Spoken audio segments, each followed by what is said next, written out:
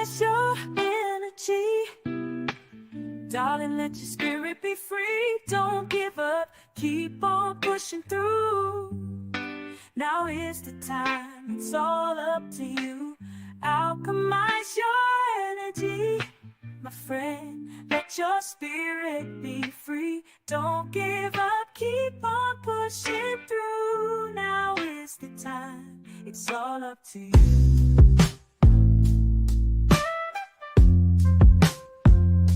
No matter the storm, but over tragedy. No matter the storm, but over tragedy. No matter the storm, we will always take flight. Keep on pushing through the darkness of night. There's no limit, let's reach for the sky. Shine so bright, from darkness to light.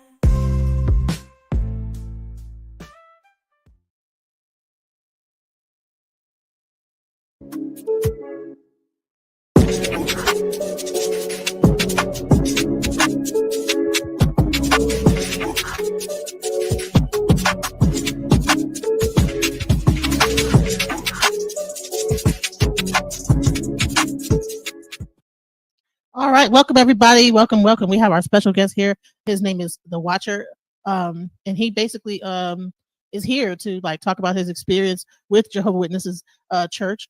Before we bring him on, I wanted to like show exactly for those that are not aware of this Jehovah's Witness church what they believe in. But first, we wanted to say hello to our guest. Hello, Mel. How are you doing? I mean, hello, Watcher. Hello, how are you? Glad to be here. Thanks for having me. Yes. So I wanted to like show like a quick video just kind of explaining what the church believes in and what they're kind of like the things, and then we're going to get into like your time at the church. So let's get into this video. So what do Jehovah's Witnesses actually believe? Jehovah's Witnesses believe there's only one God, Jehovah is his name, and Jesus is only his son and mediator, and so they don't believe in the Trinity. They believe that 144,000 will go to heaven and the rest of humans who survive Armageddon will remain on earth. The only ones who will survive Armageddon are those who believe in Jehovah and Jehovah's Witnesses teachings. The rest of humans will be destroyed or basically eliminated, and that will happen any day now. Once all non-Jehovah's Witnesses are eliminated, Jehovah's Witnesses will take over the planet and convert it to a paradise. And once this happens, God is going to reward them with eternal life, which means that they will grow young again and will never die or get sick. All animals who are now carnivores will be transformed into herbivores, and eventually when Earth is filled with enough humans, God will take away the sexual desires for them to procreate. Jehovah's Witnesses believe that their interpretation of the Bible is the only accurate one. They refer to it as the truth. This implicitly means that everybody else is incorrect. For this reason, they maintain separation from the world in a very insular society because they believe that any external influence is directly from Satan and may steer them away. They have strict rules and policy regarding the ability to access any critical material to only accepting information from their jw.org website only. Everything else is considered possibly fake news or tainted by Satan's influence. Jehovah's Witnesses marry only other Jehovah's Witnesses, but of course there are exceptions to this rule. And most importantly, which is what impacted me the most, I think Jehovah's Witnesses place their current life on hold, awaiting this paradise that is coming. As most of you know, they don't celebrate Christmas or birthdays, but they don't celebrate holidays except for maybe wedding anniversaries. They are not allowed to vote and do not get involved in any political affiliations. They are anti-LGBTQ and believe that these are choices made out of sinful thinking. They use marking and disfellowshipping to discipline members. The whole group partakes in this, and basically the whole group shuns the individuals. All right, so those were some of the things that she kind of some of the beliefs that she was showing, but I'm sure there's some other beliefs that are questionable, that you would say that people don't even know about. I mean, I've heard of a lot of those beliefs because I've had friends. So those are like the typical kind of understood beliefs, but I'm sure there are other beliefs that are even like more secret that we don't even know about. Yes, there are many different beliefs that they have. The organization is basically ran by a body called the governing body. It's usually around 8 men who reside primarily in New York State, but lately they've been trying to spread them out throughout the world. I don't usually use the word cult to describe Jehovah's Witnesses. I still call them a religion with a cult-like style. But as far as my reason for saying cult is because of the way they adhere to the rules of the governing body versus Jesus or Jehovah God as the belief system works. The governing body is the presence for the religion here on earth. So you'll find that whatever mandates or different, they usually call it new light. So let's say, for instance, recently, I became a Jehovah's Witness when I was around 5 years old. So this is early 80s. During that time frame, a woman could not wear a dress, a pair of pants to the Kingdom Hall. Recently, they've changed that. A man could not wear a beard, and recently they made this change. Now, we know that the Bible hasn't necessarily changed, but the Jehovah's Witnesses have changed their rules based on the times. Recently, there have been so many different court cases due to a big problem that's happening with um, child AB, we'll call it for YouTube, throughout the world. And so when they face these various court cases, you'll find that they're making changes to try to appease and to appeal to the court system. So the lady in the video that you just showed, her point of interest was, number one, she talked about shunning. And shunning is something that is very prevalent amongst Jehovah's Witnesses. In fact, you would say it's a way of controlling individuals, but because even if you become a Jehovah's Witness, I often tell people there's only one way out, and that is through shunning. Because if you want to leave the organization and go back to any practices that they condemn, then they're going to shun you and you won't be able to talk to your family. The reason why this is a controlling mechanism is because now you can't talk to your grandmother, you can't talk to your mother. I know individuals that their mom and dad had passed away and left all their resources, their houses, their finances to the Watchtower, Jehovah's Witnesses, that's what it's called, Watchtower Bible and Tract Society. They left everything to them and didn't even call their child to say, hey, I have a terminal illness and I might not be living long. So any individual that wants to leave the organization is going to think twice about that, because now they may not be able to speak to their parents again or their siblings, loved ones. Those relationships could be gone forever unless the person comes back to the religion. So does the Jehovah's Witness religion have its own like bank where these people put their money into, like insurance that they have, like that's through the church, that is tied up with the church, so that they know that if you're not like, oh, okay, like that for instance, like if I passed away and I have insurance, my next of kin gets that. Do they have it like sewed up that much where legally they have, it goes to the church immediately? Like, is it that? That could be their individual choice on a family basis. It seemed like you were asking though if Jehovah's Witnesses were their own bank, and if you're asking that, Yes. I was at the headquarters for 10 years, and what I learned at the headquarters, especially with some of the things that I went through, that in many cases they're self-insured or self-funded. So much money is coming in, the organization is worth so much that they basically have their own money and can do anything their heart desires. Okay, let me ask you something. Let's go back. Okay, were you? Did you join the Jehovah's Witnesses on your own? Were you born into it? And what age, if you went there, how old was you when you got there? Okay. So as I previously mentioned, I became a Jehovah's Witness. My grandmother started studying around the time when I was 4 or 5 years old. So basically, from my earliest memories, I was studying the Bible with Jehovah's Witnesses, and I remained a Jehovah's Witness for the bigger part of my life. And just to elaborate a little bit more, I had to go through the whole process at a very young age. We're talking about 6 or 7, having a Bible study of my own. I was baptized around 12 years old. There was a brother in the congregation that went over the questions with me, and that made a determination through the answers, because everything is through a guided cookie cutter format. And so whatever books we were studying at the time, you had to study those books, answer the questions, and then when you showed interest in becoming baptized, an elder or two would sit down with you and go over your questions for baptism. And in my case, there was a brother who went over my questions. His name is Brother Walker. And right now he's in prison in Richmond, Virginia, because of the same issue that I've been advocating against, which is child's CB.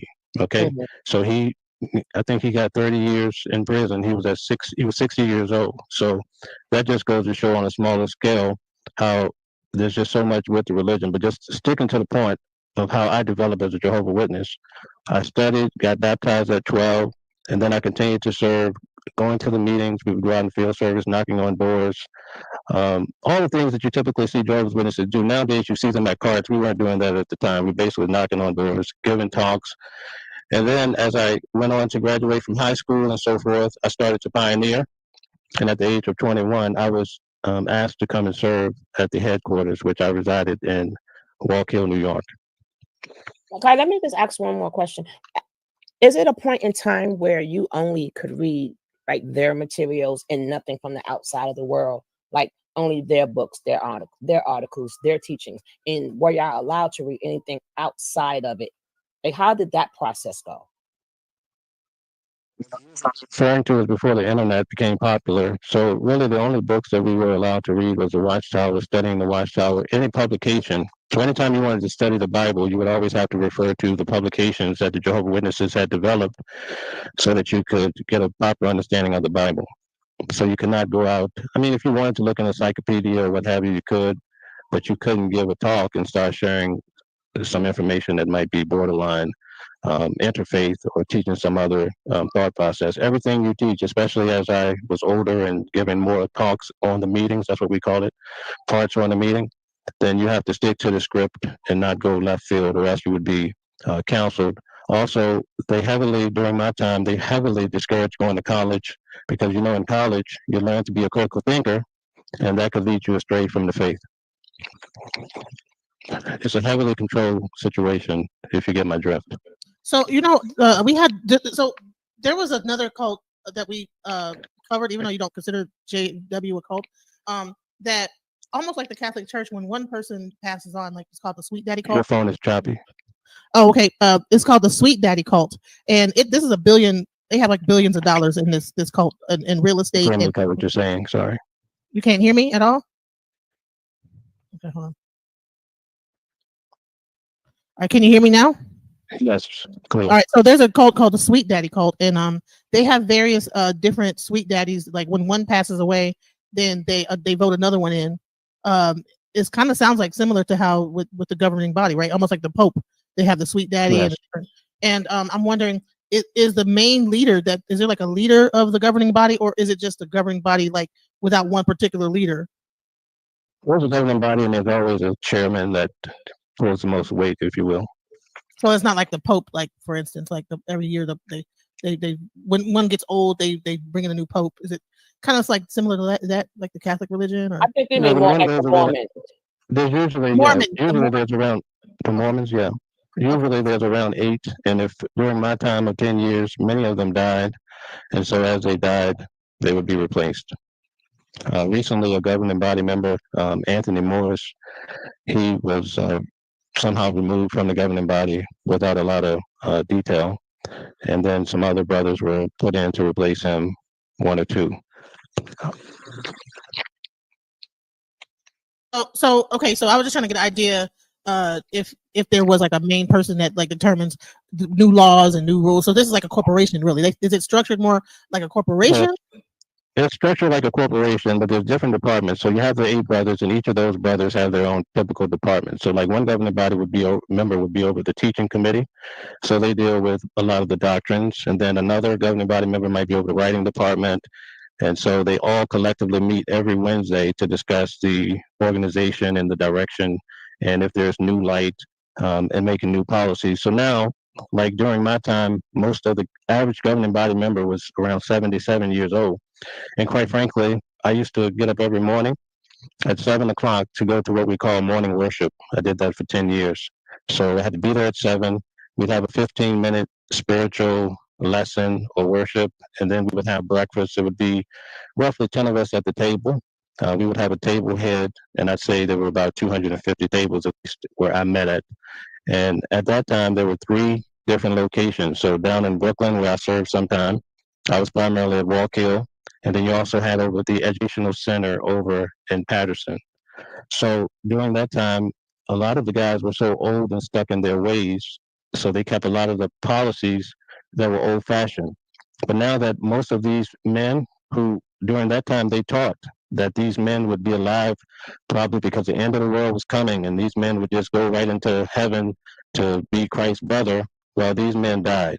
So now you have the newer, younger brothers who are becoming governing body members, and they're starting to you know, lack some of the rules and regulations of the organization. Now, I remember at one point in time, I don't know if it's still like that or was it ever like that, but it was spoken as it was racism. Did you ever feel a little racism while in the church? Because they said for certain positions, Black people cannot get certain positions. So how did you feel about that? Yes. So I'll give you an experience of what happened to me. I've never shared this before. So when I first came to the headquarters, which we call Bethel, so in turn I would be called a Bethelite. I was a new Bethelite. My grandmother was dying when I came to New York. In fact, she died 2 months after I had arrived. I came in August and she died in November, so a couple months. So when I came, there was a couple of black guys in my congregation where was put to serve, and Wait, I'm supposed to sorry. train I'm me. sorry. Everybody say your mic is a little bit muffled. Kind of maybe if you step a little back from it, there you go. Maybe it won't be not talk. Say something Okay, can you hear me? better. Yeah, you were too close. That's all. Yep. Okay, I'm sorry. Okay, so I'll go back. I'll retract this a little bit. So when I came out to serve at the headquarters, my grandmother was dying with cancer, but it was her will for me to come and also I wanted to come because at this time I was believing in everything as well. Um, she had cancer it was a very, very tough time. When I came to my congregation, we had a brother who was very old school, white brother. And there was a couple of black guys in my congregation, black brothers. And one in particular had told me, he was like, man, this congregation is very racist and you have to look out for this brother. You have to look out for that brother. And as I began to serve, there were other brothers who had been there like 20, 30 years, older black brothers. And they were saying, listen, you have to keep your ears to the floor, nose to the floor. You got to watch your back and be careful and don't do this, don't do that. So I called my grandmother as she was passing. I'm like, Grandma, this place is racist. And she was like, what? And I could tell she believed me. And I also shared it with another family member of mine. And I'm like, listen, some of the brothers here are telling me that these guys are racist. And that particular family member was like, oh, stay away from those guys. They're just whatever. Well, throughout my years, I learned that that was really true, what I was being told when I first came in. In fact, I was very thankful and I learned to survive under those circumstances. In fact, during my final years at the headquarters, they had a big layoff, and I think I was there throughout 3 of those layoffs.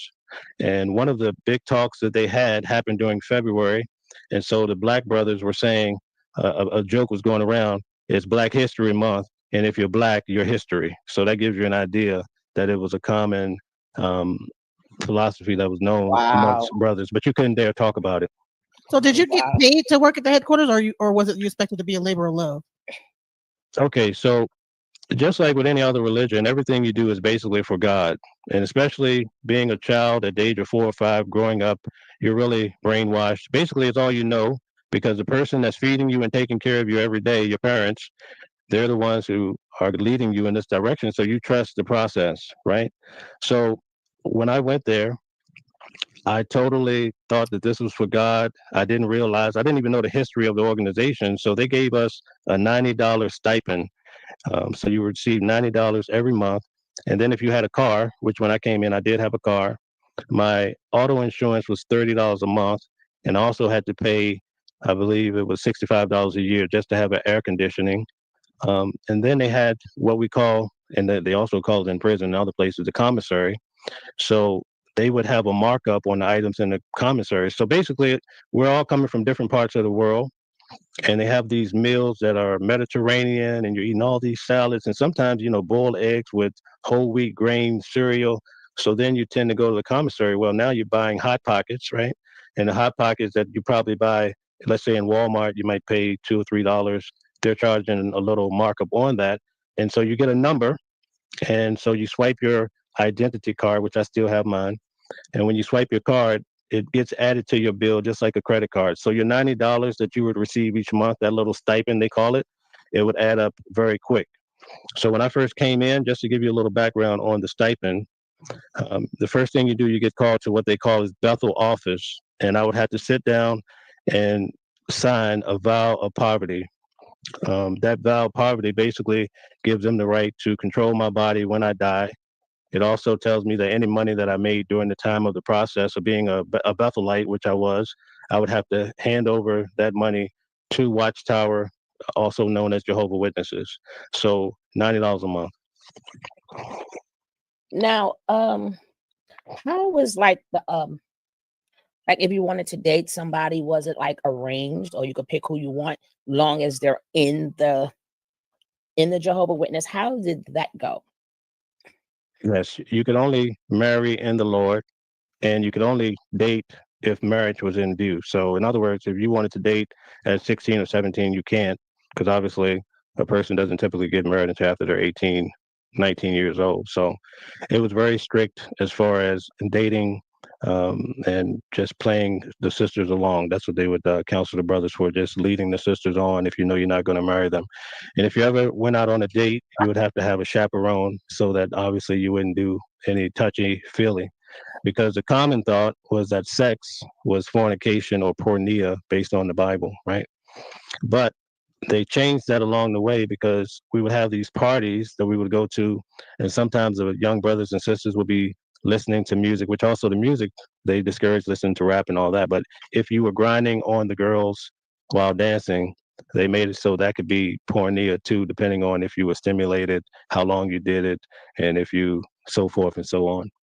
Now, far as the duties, right? Because you have the ones that, you would know, 'cause you from Brooklyn, you from New York. You'll have the ones that's sitting outside, the older ladies sitting outside, and then you have the ones that goes into the buildings. Like, how did the work schedule go? Because some people said, you could never get a day off. It was like something you always had to do for service.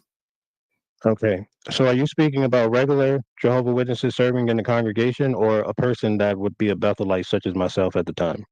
Okay, what is a Bethelite versus a regular? Right, I was getting ready to say that. This sounds Okay. more deeper than I ever imagined. I didn't know there were separate I groups. And I explained it earlier, but I know it's very complex. yeah, When you wow. go and serve at the headquarters, they call that Bethel, based on the Bible place in the Bible called Gotcha. Bethel, right? Mhm. In Genesis.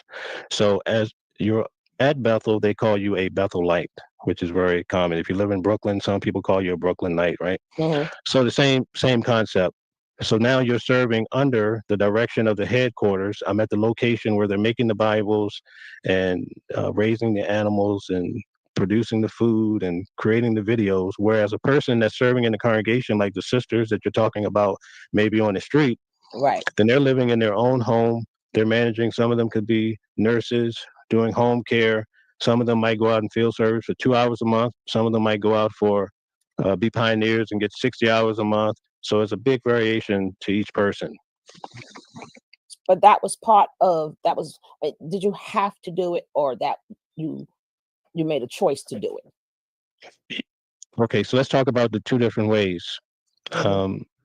At the headquarters, serving as a Bethelite, throughout my 10 years, I served in different areas, right? So at one point, I was a barber, to the cleaning department, to security, to office, to being an overseer, all these different facets throughout my career.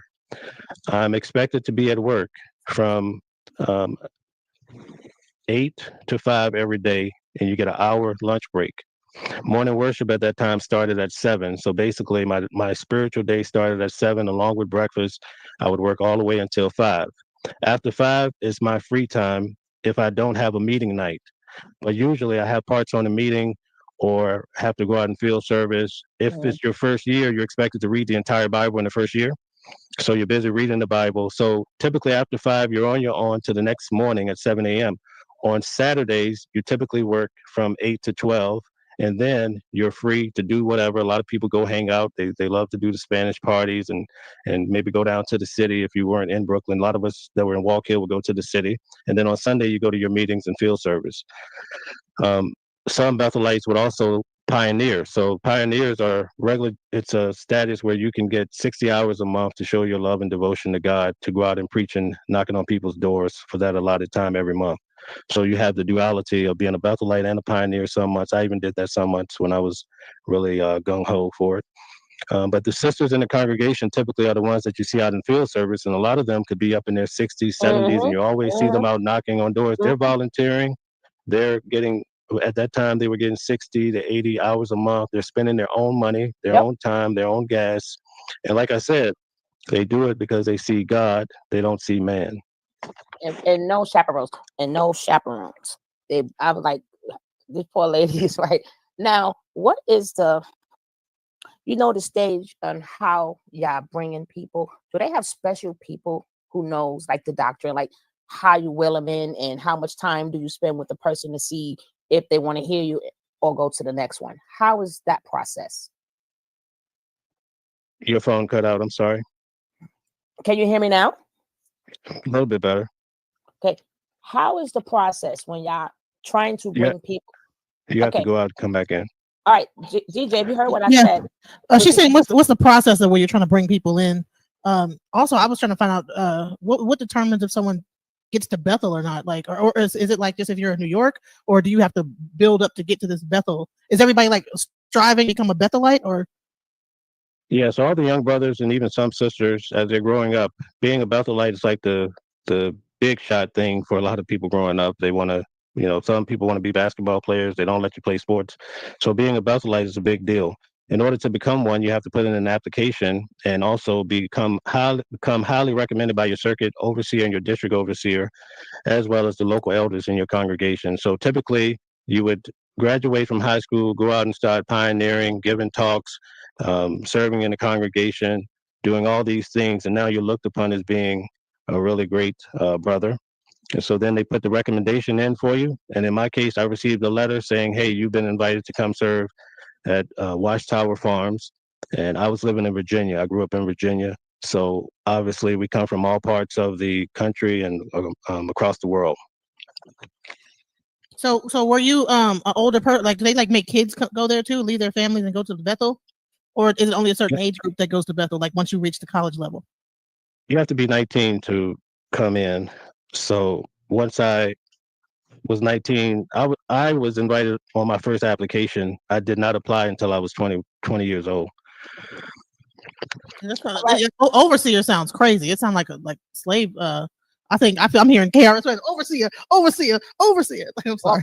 No, I'm saying when y'all are scouting for new people, what is the process? Do y'all have like a something prepared to say to people, like, and you would know, okay, I got this person.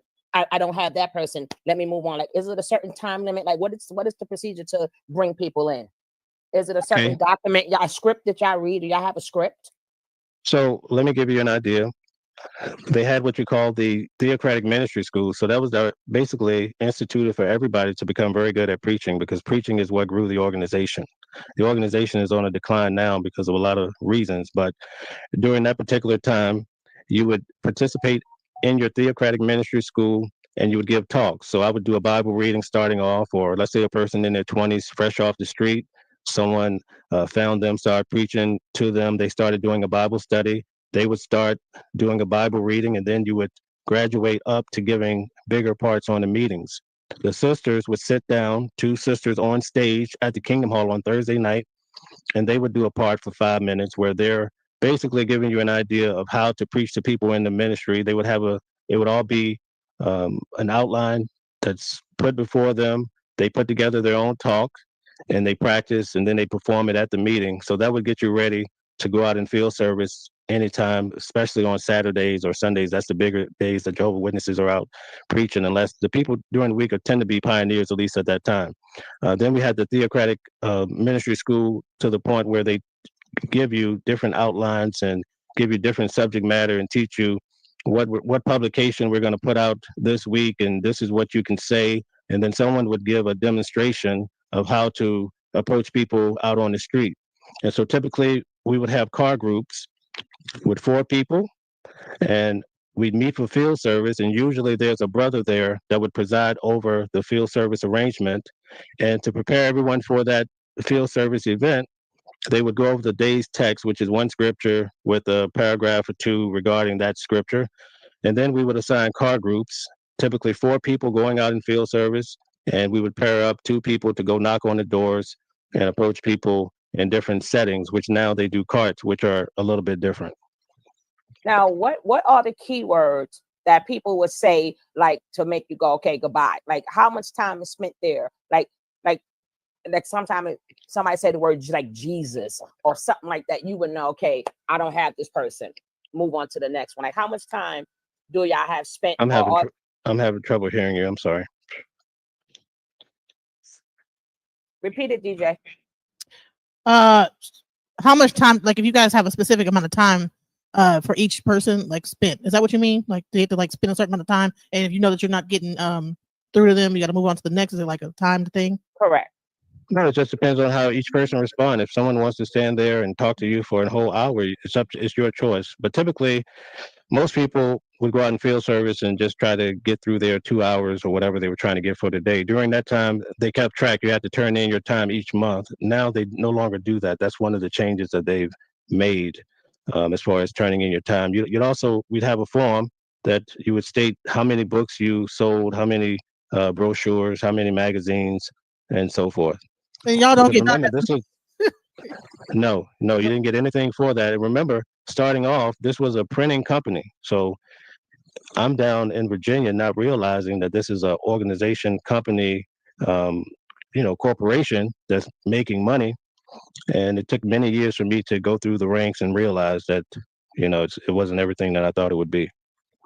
How high up did you get in the organization? Like, how high up would you say your position was? Just a regular. Being at Bethel alone is probably the highest pinnacle that most people would try to claim or get to. And while I was there, I was able to oversee a few departments that I worked with, various guys from all over the country. So that's crazy. They got people, even with people like what's his name that not Tavis Smiley. What's that big pastor that said he got swallowed up? Like even they get TD TD Jakes. Jakes. TD Jakes, even they get paid. Like people, they pay their people. I think that's crazy. No, they don't. Well, I know when I was gonna be hired to be to do UX for them, they was gonna pay me a salary, but I was not a church member, so maybe that's That's different. So, at what point in time after the racism, at what point in time did you start seeing things that made you feel uncomfortable? Well, when I initially made the call to my grandmother, I saw things that made me uncomfortable. First thing, to have a black man, come to me and tell me basically, because he had already been there 6 years, and to tell me like this is, I always use the analogy of the yellow brick road. You get to the head, the top, and then you realize there's just some little guy there when the dog pulls down the curtain. So that was the ultimate experience of realizing that it wasn't everything that it was cut out to be. Let me give you a couple of examples. Okay, go ahead. I do want to get those examples, but I just want to ask you, if you don't think that this is a cult, what would you say it is? Because if it's not a cult, what is this? Like just an organization, like a company, like a corporation that just sells Christianity and takes advantage of its people, or what would it be if it's not a cult?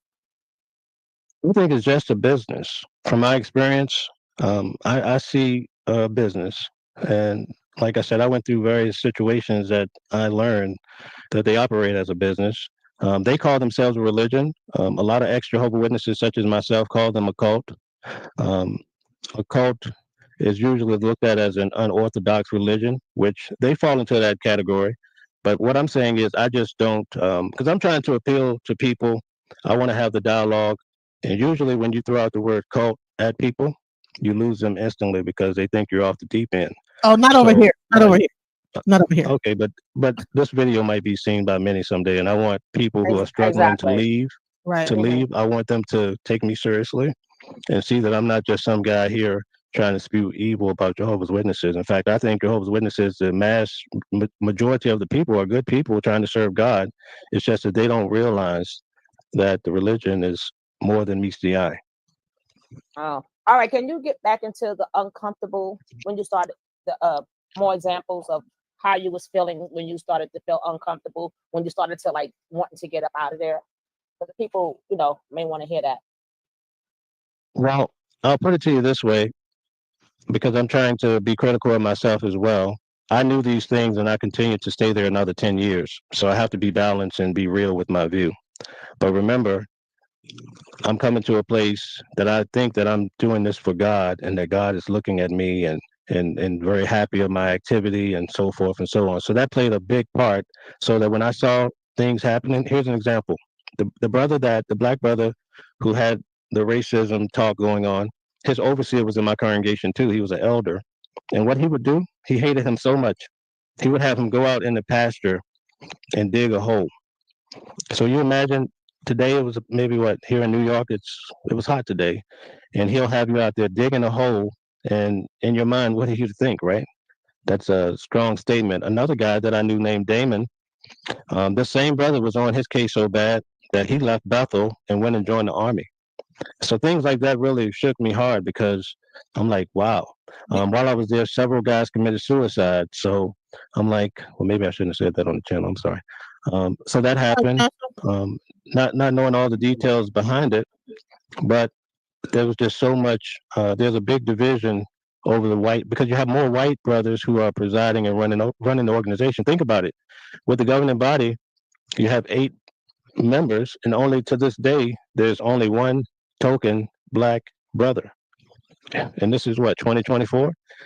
That gives you an idea of what Bethel actually looked like. So then the brothers that are there that are black and maybe dealing with a situation like this is what I learned in my situation in my hall, my Kingdom Hall. I had a problem with a brother yelling too much. He was a presiding overseer for a very long time, and he was just roughhousing guys, just run your head into the wall, and nobody would challenge him except me. In fact, let me give you an example.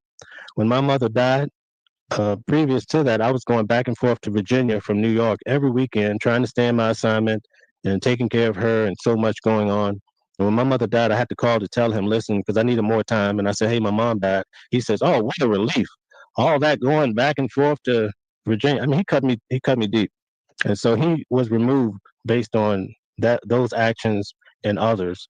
But it's the mentality behind these guys to where if you would go and report one of them to, let's say, brother Tom, he would, by the time you leave his office, right, he's calling the brother you complained about to say, hey, you have this guy in your hall or this guy that sits at your table, because you have different brothers that would be responsible for your life. You have your table head. That's the guy that I said, you go to morning worship, you sit at his table. All right. So he's reporting whether you're on time, if you're paying attention at breakfast. Then you have your congregation overseer, because after your first year, you're like on probation. So your first year, they get a report from all of these guys to make a determination if you can stay longer. And I had various roommates that didn't make it, didn't even get to make the cut, because some of the guys that were coming out, let's say from California, were on the lovemenow.com sites. And we had some guys on calling 1-800, freak me now type of deal. So you get all sorts of different guys coming in. But the masses of Jehovah's Witnesses would never even believe that this would happen at what they would call the house of God, Bethel. Let me ask you, how was the discipline there? Was there discipline? Was there any discipline that contained abuse? What was the discipline? That's all I heard. So if you were having any type of trouble, for instance, I had a roommate that they thought had mental illness. So I'll go through I'll go through 3 for you. He had mental illness. The brothers would talk to him and told him that they felt that he was eccentric, and if he couldn't get himself together, they were going to send him home early, or he would not pass his first year. He would, at night, at 10 o'clock, we were trying to go to sleep, and he's on his guitar playing it loud. He was a little crazy. There was another brother who was more of the feminine arena, if you get my drift. Now, you would have to assume that he's not practicing, but he belongs to the community. But what he would do, he would wear a sweater around his waist, like a woman would typically say. That's probably not good to say at this time. You can't say this stuff, but that's what he would do. And so the brothers told him that he would have to stop doing that because he was not manly enough, and they sent him home right away because he was from California and he just had a whole different way of life.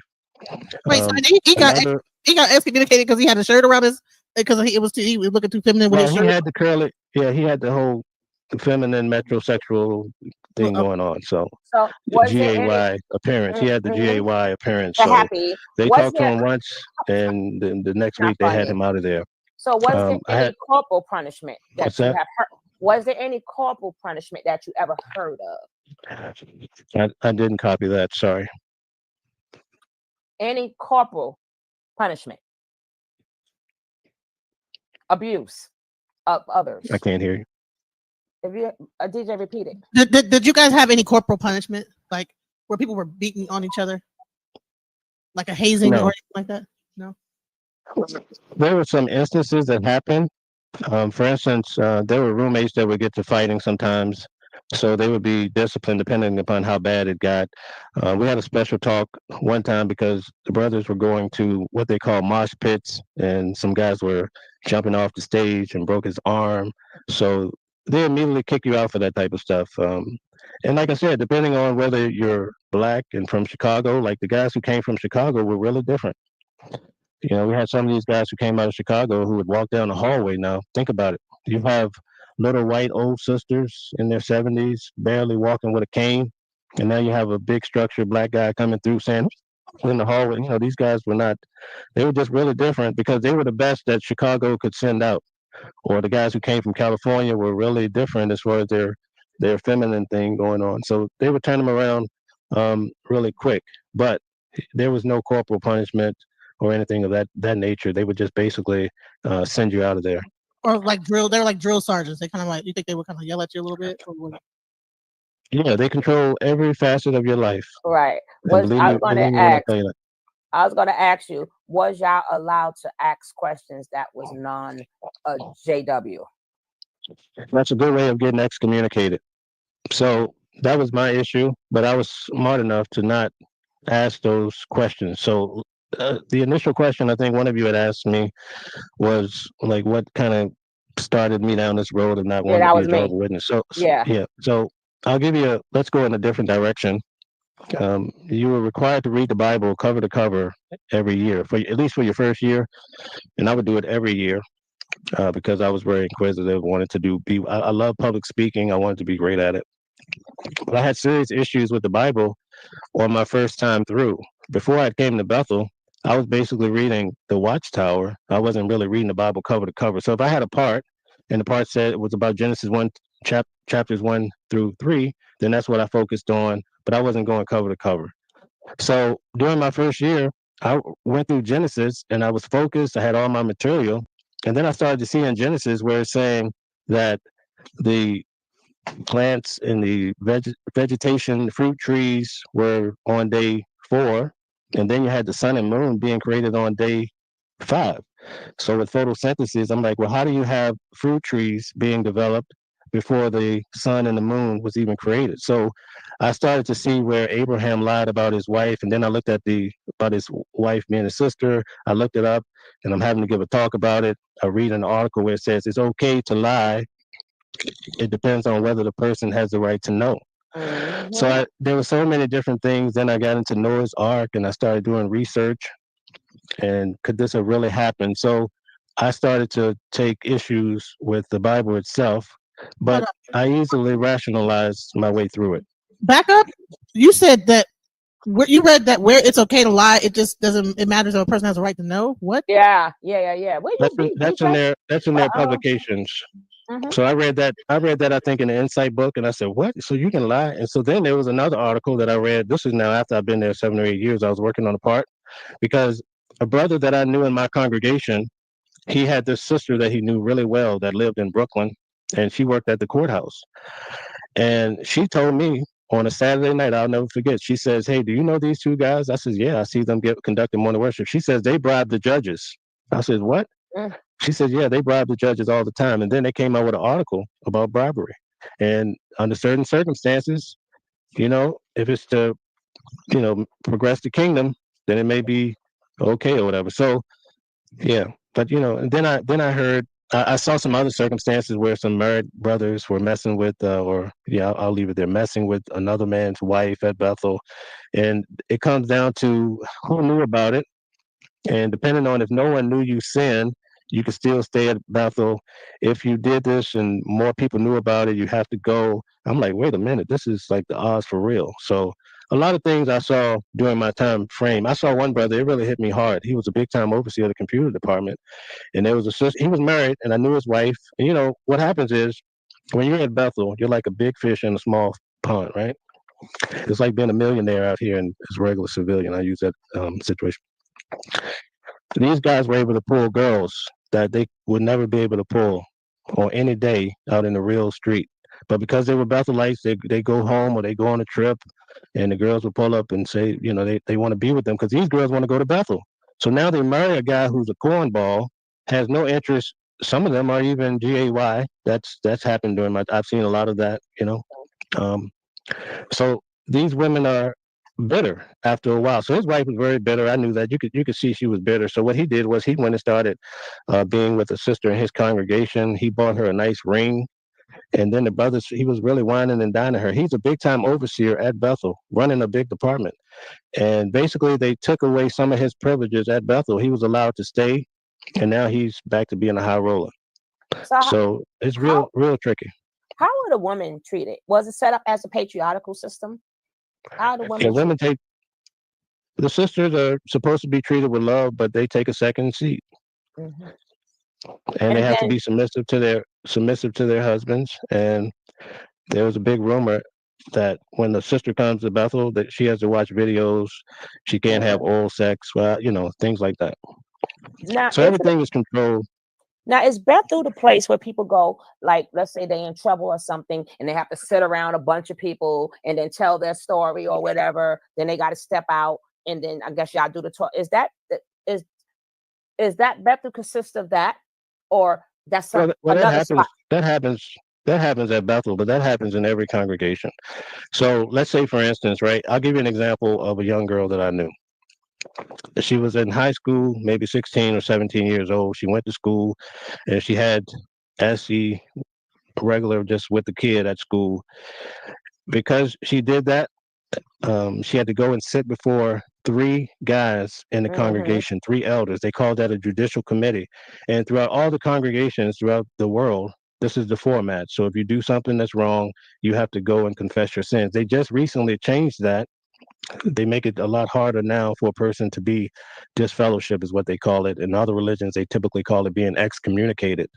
But during that meeting, you have these old men, right, sitting there questioning a young girl that's 15, 16, and asking her details Yeah. about, did the guy do this to her, all these things. So that's why now you see all of these cases throughout the organization where actually there's elders in the congregation who have done atrocious things to the Mhm. young people in the flock. Yeah. But it's that committee, judicial committee, that's formed, and they render a judgment on the people in the congregation. Did you hear? So investing out the blue says no. They only have to be submissive if the husband is in the faith. Otherwise, she can go to another man and learn and even combat her husband's information, even when they are wrong. So is that something they teach as well in Jehovah's Witness? Yes, that's correct. Huh. So that's to try to Yeah, I break mean, up that marriage. basically, women have to. I couldn't hear everything you said. Can you just say that one more time? It sounds like they if you're not married to another Jehovah's Witness, that they don't mind breaking up that marriage, because if you're going to be combating your Oh, husband, yeah. oh yeah, they're really big on being evenly yoked, and usually, um, divorce is frowned upon, but based on the circumstances. I mean, listen, it works like that in the regular churches. These Yeah. pastors or these elders in the congregation, they pretty much control your wife. And sometimes I've seen some guys who really like the female, and they maneuver to get the guy out of the picture. And that's why you had in one congregation, I think in Philadelphia, in Pennsylvania, where the guy went into the Kingdom Hall and shot the guy because he saw the big picture, and they told him they disfellowshipped the husband. Now he can't talk to his wife. They demonized the guy. Now he can't talk to his kids. They controlling the whole narrative, and then he goes in there shooting up the place, and you just think that there's some guy that just went and shot up a hall. You don't get to hear the backstory, all the manipulation. Now, I would like to get into the shunning, right? Because I think on that behalf, that's why people may well call you guys a cult, because that's one of the techniques that they use. Like how they so let's get into the shunning, and how can people just cut somebody off and just walk right by them. And so can you get into that a little bit? Okay, just state your question one more time as you fade it out a little bit. Can you get into the shunning part? And how could somebody just disown you just like that and with no feelings or emotions? Okay. I, okay, I got you. All right. So this is very deep, and I'll try to break it down to you as best as possible. But there's various factors going on here. Number one, you have people that are being controlled, and this is their way of controlling you, is by, if you mess up and do any of these things, you're no longer being able to talk to your family. But on the flip side of that, you have your family members or regular Jehovah Witnesses. They're being basically brainwashed. They take an idea, they swallow it whole, and then they're willing to die for it. And a lot of times, people who have all these beliefs, they know very little about the core beliefs of the Jehovah's Witnesses, right? Like for me, one of the things that really shook me is that I was in field service, and a professor at the college said, "Hey, did you know that the guy who started this religion, he was a Seventh-day Adventist and a what do you call a Mason?" So Mhm. all these things hit me like a ton of bricks. I had no idea. So my typical family, right? They have no idea about the organization on a whole, and that when you read the publication says, "Oh, Jesus started this organization, and then it progressed here and here, and the early fathers," right? Okay, so your family is thinking on that line, and they're building up this faith in God, and they believe, just like I used to, that Jehovah sits at the top and Jesus, and they're watching over your life, they're blessing you, and all of that. So when your family member um, sin, they're sinning against God. That's what they're teaching them. Oh, they're sinning. They don't love Jehovah. So if they don't love Jehovah, you can't love them, and they're not going to come back to Jehovah if you still talking to them. So your family, um, they're doing this to you, and they see it as being an act of their service to God. And let me tell you something. Every time I drove across the bridge here in Poughkeepsie, New York today, and about in 2015, a young man, 17 years old, he was disfellowshipped on a Thursday night. I think they said he was metrosexual. I'll just leave it at metrosexual, whatever. His father um, was really adamant about the whole thing, and he got what he deserved, perhaps. But the mother was heartbroken. He went on that bridge, and that was the last of him. And every time I drive across that bridge, I think about the pain that the young man must have experienced here. It's actually in the newspaper. It was in the newspaper, all because his family was going to shun him, and the whole congregation. Now think about it. When you're growing up, as he did, all you know is the people in the congregation. You can't go out hanging out with the neighbors. They don't let you play basketball at the schools, developing friends. You can't date the girls in school. You can't go stay over at Tommy's house and play video games. He doesn't love Jehovah. He's worldly. So now all these people that you develop your whole life around, your friends, they can't talk to you anymore. And so, see, now recently they've changed that policy because they got tired of going to court and having to defend themselves and explain why these harsh treatments are in effect. And that's where you get the whole cult. You get that Uh-huh. unorthodox way of ruling. You follow? Now somebody A lot of asked people something have. about. Go ahead, sir. I'm saying a lot of people have unalived themselves. And listen, I'm an administrator in a big XJW group, and it's very heartbreaking. Most of the people are just trying to survive and going through Mm, PTSD from that religion, and they mhm, never get over it. mm, And it's mm. it's it's so heartbreaking. Yeah. A question I had is alcoholism seems to be something I've heard a lot that is prevalent in this organization. Can you speak to that? Do you think that there's a problem with alcoholism, or did you see that when you were there? When I first came to Bethel, I worked in the cleaning department, so I would do the trash routes, and we would pick up trash. That was part of the training.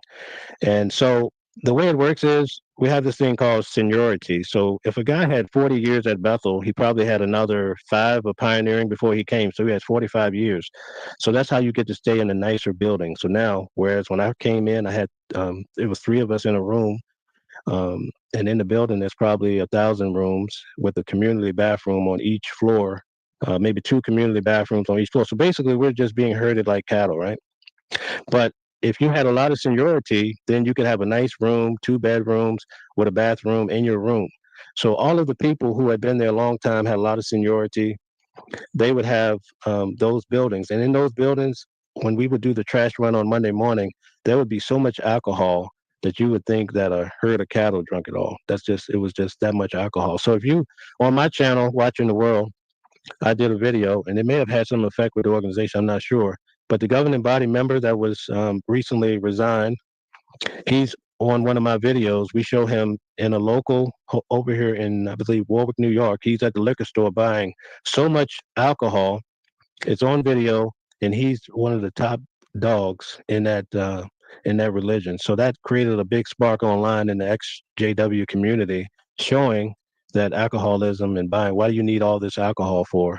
So, and that's actually the guy who left. Now, And one so thing with the young guy, go ahead. with the elderly people, right? Now, because I don't know if it's still the same way, but let's say somebody needed blood or something, y'all were not allowed to get blood from anybody. Like, how did that process go when people were sick and they really needed help, but y'all were not allowed to do certain things? Right.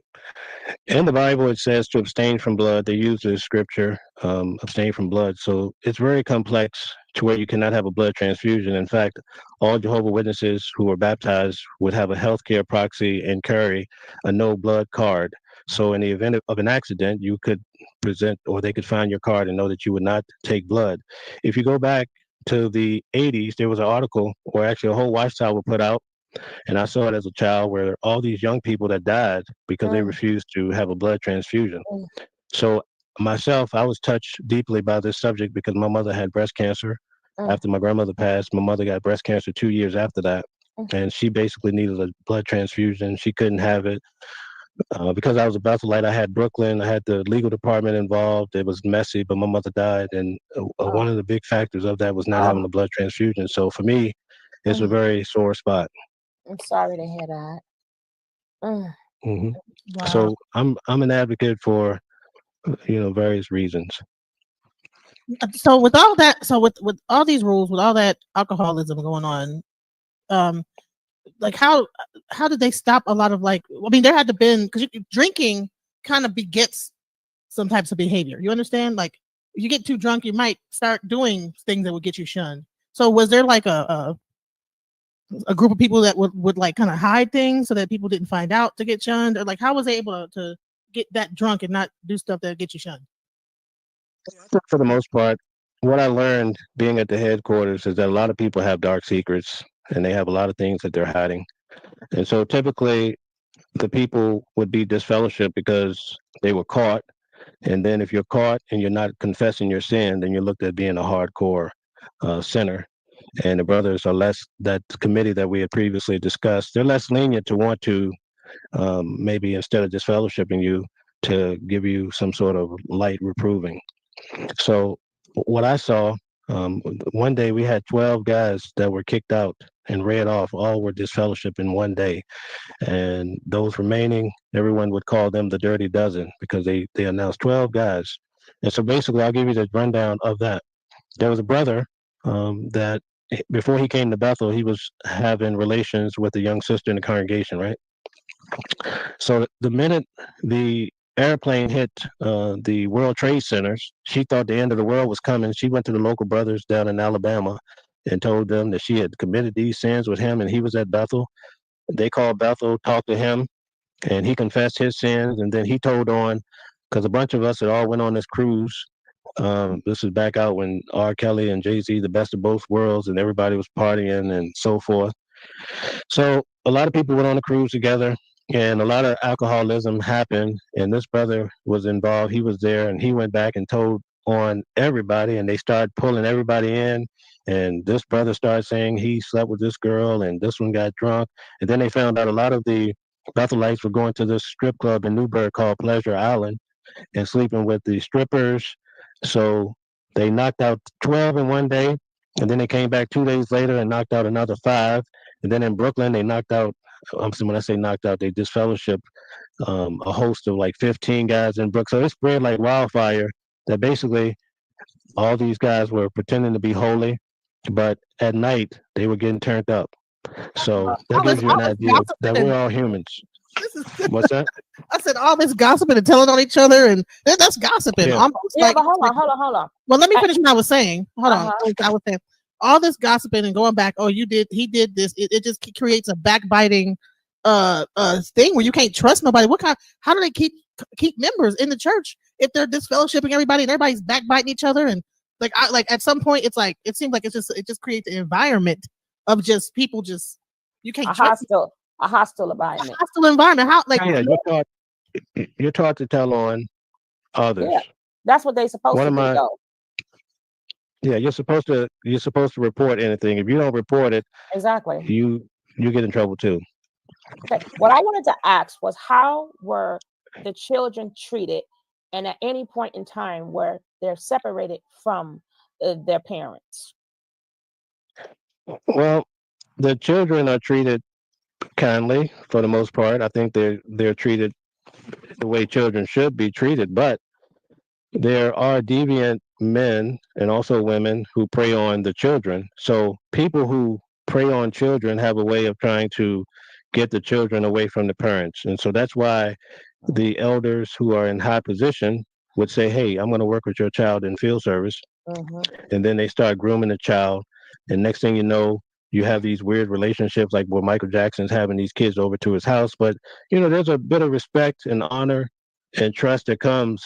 It's kind of like when Madoff took the money from the church people, they trusted him, right? This is the guy who tells you about God and the kingdom and he loves you, right? So that's how they get these children away from their parents and these atrocious things happen. So that's why they have these huge court cases now where they're paying millions of dollars for these elders who were doing disgusting things. Yeah. And it's still happening, by the way. You had a few celebrity people that was in your organization. Did they get special treatment like Scientology? You know how Scientology, like they kind of had to bring them up to the ranks, get more money out of them and stuff like that, and they became higher ups. Did like celebrities become like really important in the organization? The ones that were celebrities? Yeah, so right. So as you know, Michael Jackson had a background with Jehovah's Witnesses, but I was able to meet Prince. And in my own personal experience with Prince, I realized ultimately, and I really, it's heartbreaking. I began to understand why he came to his demise when it came to these the overdose. Right? I don't know if I can say that on here. Alleged, yeah. Alleged overdose. But he had a serious health problem with his double hips, and the blood factor was a big factor in the surgery that he needed. So it was going to be very risky for him. So what people tend to do sometimes when they fear having a blood transfusion or what have you, they tend to lean on medication, just trying to deal with pain and things of that issue. So, but when it came to Prince, a lot of exceptions were made as far as his garb and things of that sort. When he visited Bethel, I saw for myself because of who he was. Any other brother visiting would have been asked to change his attire. Do you think that happened with Michael Jackson too? Because he was on painkillers as well. So, and he was far removed and stuff he was doing, right? Michael Jackson was far removed from the Jehovah's Witnesses, but I think he still, throughout his course, this is how it works in all of these churches and religions. If you're tithing and you're giving a lot of money, people look the other way, and so that's what it basically boils down to. But let's see, Serena Williams. What's this other guy that plays? I think he plays on Empire. I can't think of his name. He's coming up with all these videos. What is Terrence Howard? Yeah, Terrence Howard. There's a lot of people that Tiffany Haddish, the girl on The View. A lot of them were ex-Jehovah's Witnesses. Biggie, Jay-Z, all these guys were on the theocratic ministry school. So you just have to wonder, did they have some influence with their way of delivery and their flowing or whatever from their background of being a Jehovah's Witness? Because it's very intense. It's a great program. I think it's awesome as a kid to be up there, just able to learn how to present yourself on stage and whatnot. So the people that got disfellowshipped when that whole spread happened, when they disfellowshipped a whole bunch of people, so you're in Bethel, you came from Virginia. Did they just say you're disfellowshipped and you're out on the street, or did they fly you back home, or is it just right? Out the front door? So they get you to the nearest airport, or if you have your car, they help you pack it. And at that point, when your verdict is rendered, and I used to work in the department where we would take care of these matters. So I would be the go-to guy to get people out. So immediately we would start to assemble all of their stuff. There would be 2 elders that would escort them at all times, just like most companies do, though. It runs like a corporation. And they would get you to your car and you can't come back on the premises. They'd finish out your books if you owed money or if you had some money due. Most brothers didn't have cars. You're getting $90 a month. A lot of them came in at 19. Mm-hmm. So they take them to the airport and then what? Do they give them a ticket or they just take them to the airport? Well, give them some sort of I don't know how that part worked because that didn't happen to me. But I take it if the guy didn't have money, they want him out of there and they're going to send him back home to wherever he came from. And maybe they'll have the congregation balance out that last ticket, or maybe they just write it off and chalk it up to the game. I'm not sure. But they actually, when they're charging you out, they have you stop by a area that says, "Oh, you owe this money this money to us, so you can pay that off Oh before you yeah, leave." oh yeah. You have to balance out. They listen. They have. I'll never forget one of the guys who allegedly was doing the bribing. When he died, him and the other brother, they owned so many properties down in Brooklyn because they were wheelers and dealers. These guys Mm-hmm. were old school, right? But um, what I heard the guy say on a television program, he said Watchtower came in number 2 on the list of corporations who made the most money. That's how much money Jehovah's Witnesses were making. Behind the And this brother Mormons. said, right. So the brother said to the reporter, he says, but we have free labor. So actually, we're number 1. So you see what I'm saying?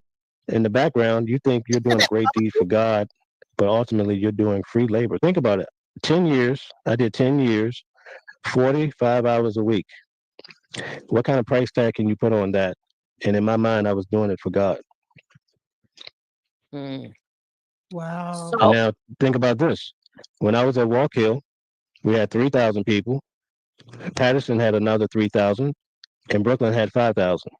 That's just one branch here in New York. And then we also had other branches, Kingdom Farm, and all these other little places. And people are coming in on tour buses. They're donating money. You have celebrities donating money, congregation donating money. And it got so bad that even if they changed it up so that when people would pay off their Kingdom Hall, right, because they would give them a loan, charge them interest or whatever. When they pay off the Kingdom Hall, now they want the publishers to donate per publisher. So it's just a money racket. But if you're doing it with God in view, you don't often get a chance to understand and see the nature of how they really operate. So, with your heartbreak from after your mother, and how she was treated, was that sort of kind of becoming your breaking point? Dealing with that situation alone was a breaking point, I would say. It was tough because I love my mother dearly. I also love my grandmother. She passed right Right, before right, that. right. But when you stop and think about it, especially I'm a country guy, right? Coming out of Virginia, I don't have any major resources. And the way they operate is if a guy was out playing basketball and he gets hurt, then you got to go back home. I knew a guy who was working in the kitchen and he got bleach in his eye. Within 2 weeks, they're sending him back home. So see your whole life now. What they told you not to go to college, right? So what are these guys Right. going to do? So you're Exactly. basically there, and so that's why they came up with the layoff because so many people were there just because they were afraid to go back. It's like a guy in prison. Some of these guys want to stay in prison because they fear the real world, having to go get a real job and start a family and all these different things. When they had this thing where if you were there 5 years, it's like a silent thing to where you could be there forever. Basically, you were a lifer. So once a person made 5 years, a lot of guys didn't even want to get married because when you get married and you're trying to bring in a wife, now you have to go back through the application process with your potential wife, your Wow. fiance, and you could Uh-huh. be rejected. So a lot of guys says, "Hey, I'm gonna stay here and just be a lifer because I love being here so much, or I fear leaving." And so that was the dilemma that they came up with. And I think that's why they did the layoff. Like, how do you lay off a free worker? You know what I'm saying? It's like a weird thing, right? Right, right, right, right. But it goes to show when you go to the dynamics of Jehovah's Witnesses, in the background, they're investing in major companies. There are some people online that picked up where they allegedly have invested in weapon company, any company that can make a dime. I mean, it's a smart company. They're bringing in all this money, and if you are astute with money, your money has to work for you. So, but they tell us as Jehovah Oh, Witnesses to do not follow the world, but yeah. believe me, they use the world to the full. Now let me ask you a question. Now, being that it's a religion, right? So did they fall under the 50C13 church? Did they have to pay taxes, or they No did not have to taxes. pay taxes? They don't pay taxes. Yeah. So for that's including the properties. Correct. Mm. So the money is hand over fist. So they get to keep it all. Wow. So Right. because I know a lot of the big corporations, especially like the Scientologists, being that they are a religion, they fall under that branch. They have so many. They don't. Some of them is buildings are just sitting there, not even being of use. It's just they're holding the property, right? Right. I did. Right. So yeah. I think Jared Kushner bought those buildings, a lot of those buildings in Brooklyn, allegedly, and it was $1 billion. I mean, money is not an issue, but recently they started to ask for a lot of money, and they said that they were having some money issues. There's some videos, I think, or even on my channel, they mentioned that. So you never know. I think it's because of the court cases. One case alone, the girl was awarded 26 million out of California. I think her name is Conti. My last name is Conti. You can look up that case. It's actually on my channel too, where she got that. That's one case where they checked out 26 million. Man, you know what's so crazy? Like I'm. This is really amazing to hear this because I never knew it was this intricate of what I just knew that they knocked on doors and tried to give you the. I didn't realize it was this huge of an organization. And Right. I'm wondering, is there a family? You know how you have the Colgate family, you have the Crest, the Hilton family. Is there like a whoever the main person that started the heads. I'm talking about the person that created this system where his offspring right are like in control, like are the chairpersons. I'm not sure if there's even a public company. It probably still Right. is private. So I could tell you a story. A friend of mine was getting kicked out because he was flirting with another man's wife at Bethel.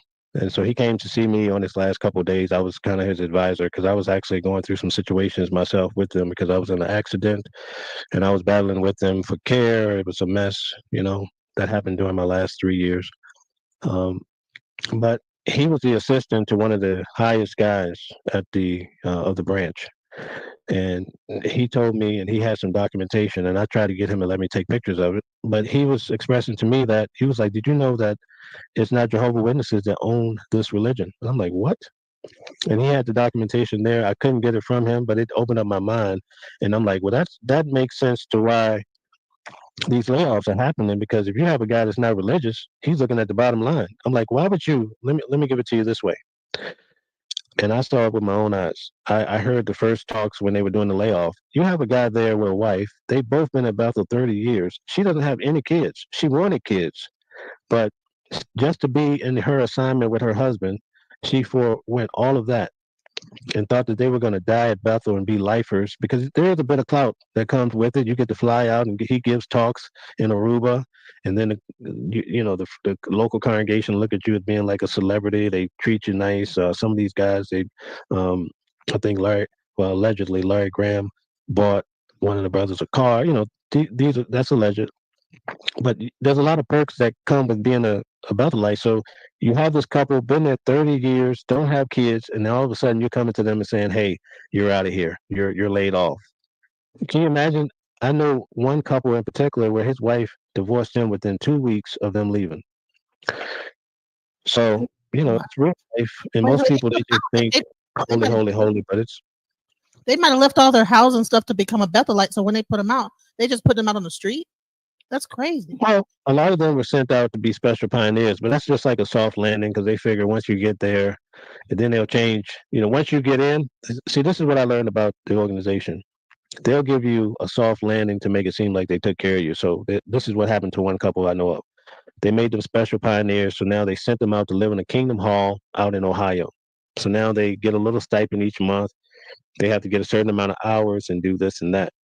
Then within 2 months, now the friends are saying, "Oh, well, the organization took care of you." And then 2 months down the line, they pull the cord on that or whatever. And now he has to go out. He's in his 50s or 60s, no 401k, very little money in the bank, a raggedy car, the same suits he's been wearing for 20 years. And you got to start all over, And you know what they say? They say Jehovah's going to take care of you. So that's just the nature of the beast. And depending on if you had kids or not before you became a Jehovah's Witness, a lot of them shunt their children and they don't know where they at. So and a lot of them don't care where they're at. These people don't care. It's a brick wall there. Yeah. And like I said, if you turn your back, when a person, it's a strange thing, and I do a lot of time research, and it's a strange thing how this brainwashing works. It's tremendous. It's hard to rethink a lot of things that you've been taught over your life. It's very hard. And that's why even now I struggle with certain things such as Christmas. I mean, I celebrate it now, but it's not like I get a weird feeling about it, or a certain type of music. Like we couldn't listen to R. Kelly, obviously, but back when before he got in trouble, you couldn't listen to these popular artists, R. Kelly, Jay-Z. You shouldn't be listening to any of these things or whatever. So even now to this day, just listening to rap sometimes, or I might find myself singing a Jehovah Witness Kingdom melody, because I spent all my life being one. These things are sometimes embedded in your head. You think about, or like even going into a church. I used to get to it'd be scary to go into a church for a funeral, you know. So even to this day, to go into a church, you get a weird feeling like, oh, this is false religion. You know what I mean? So a lot of people that I see in the groups that I'm an administrator in, a lot of them are struggling because brainwashing of Jehovah's Witnesses and any other religion is very, very tough. And it's very common. So walk us through. Real quick though, I just pulled it up because we were just talking about the stock market, the business of it all. So I was trying to see, is Jehovah Witnesses church on the stock market? It says no, the church is not, but the Watchtower Society, which is a corporation owned by Jehovah Witnesses, was listed as one of the New York's 40 richest corporations in 2001 with revenues over $950 million. And Watchtower owns the Kingdom Hall, so that's what you got to understand. So that's what I was talking about when a guy says, "Hey, we're number 2." Well, no, really, we're number 1 because we got free labor. So this is what I'm talking about. Yeah, and they have to separate it to get the 501c3, DJ. So the church can't be a corporation. I mean, it's a corporation, but it's tax free. They're religious. Right. Explain to you. They are a religious order. Yeah. Right. So religious order. What does that mean? Wait, hold on. Wait a minute. What do you mean religious order? It means it can't make profit. So everything is a donation. No. Right. Put in religious order. It's a religious order.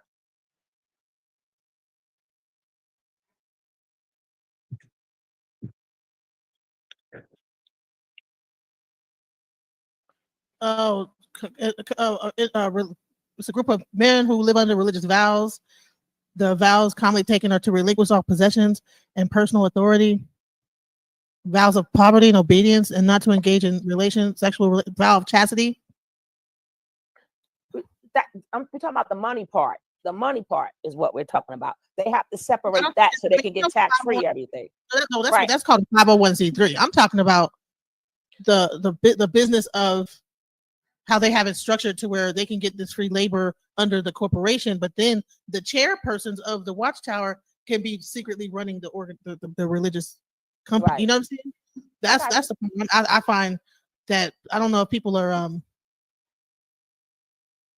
religious order. It's a lineage of communities and organizations of people who live in some way set apart from society in accordance to their specific devotion.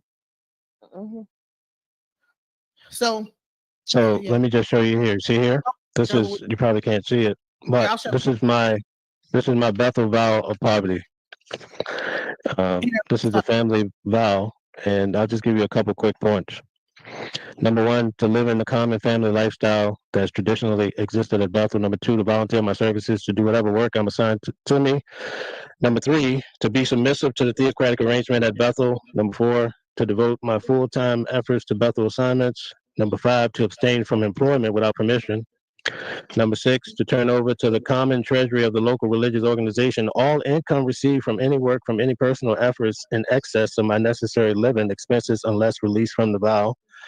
Number 7, to renounce any claim for more than decent support for the time I am a member of the Bethel family. Number 8, to accept meals, lodging, and expense allowance the same as all other members of the Bethel family, regardless of the level of responsibility or the value of my efforts. And number 9, to abide by the principles that appear in the manual, dwelling together in unity, as the manual may be amended from time to time. And right here, I have 3 copies of that.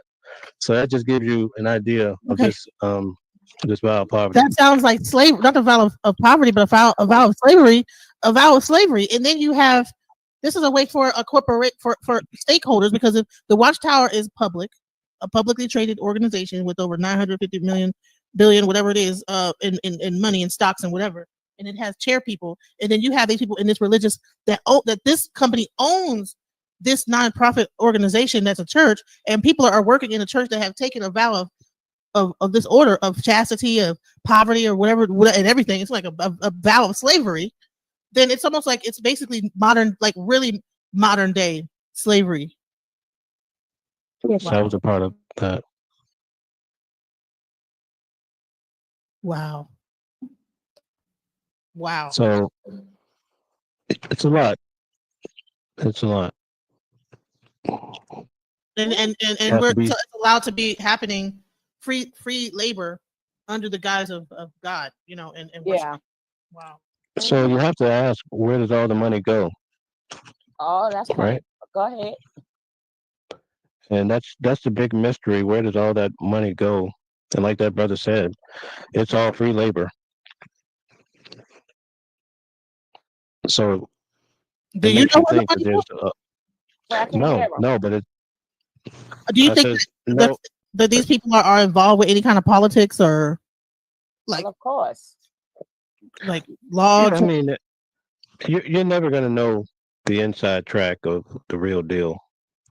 But you do know that right now they're taking on a lot of heat throughout the world, so much so that they had to allegedly bring in an outside organization to help them understand and how to make changes to retain more people because they're losing so many people being disfellowship, people just leaving, people not joining anymore. So that's why now you can wear a beard, women can wear Yeah. pants. They're softening that up, and who knows where they're going to take this in the future to try to make it a more day-to-day appealing religion.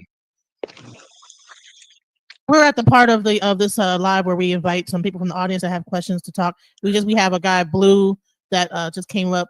Sugar, did you drop your link in your chat yet? No, not yet. But go ahead. It's in the private chat.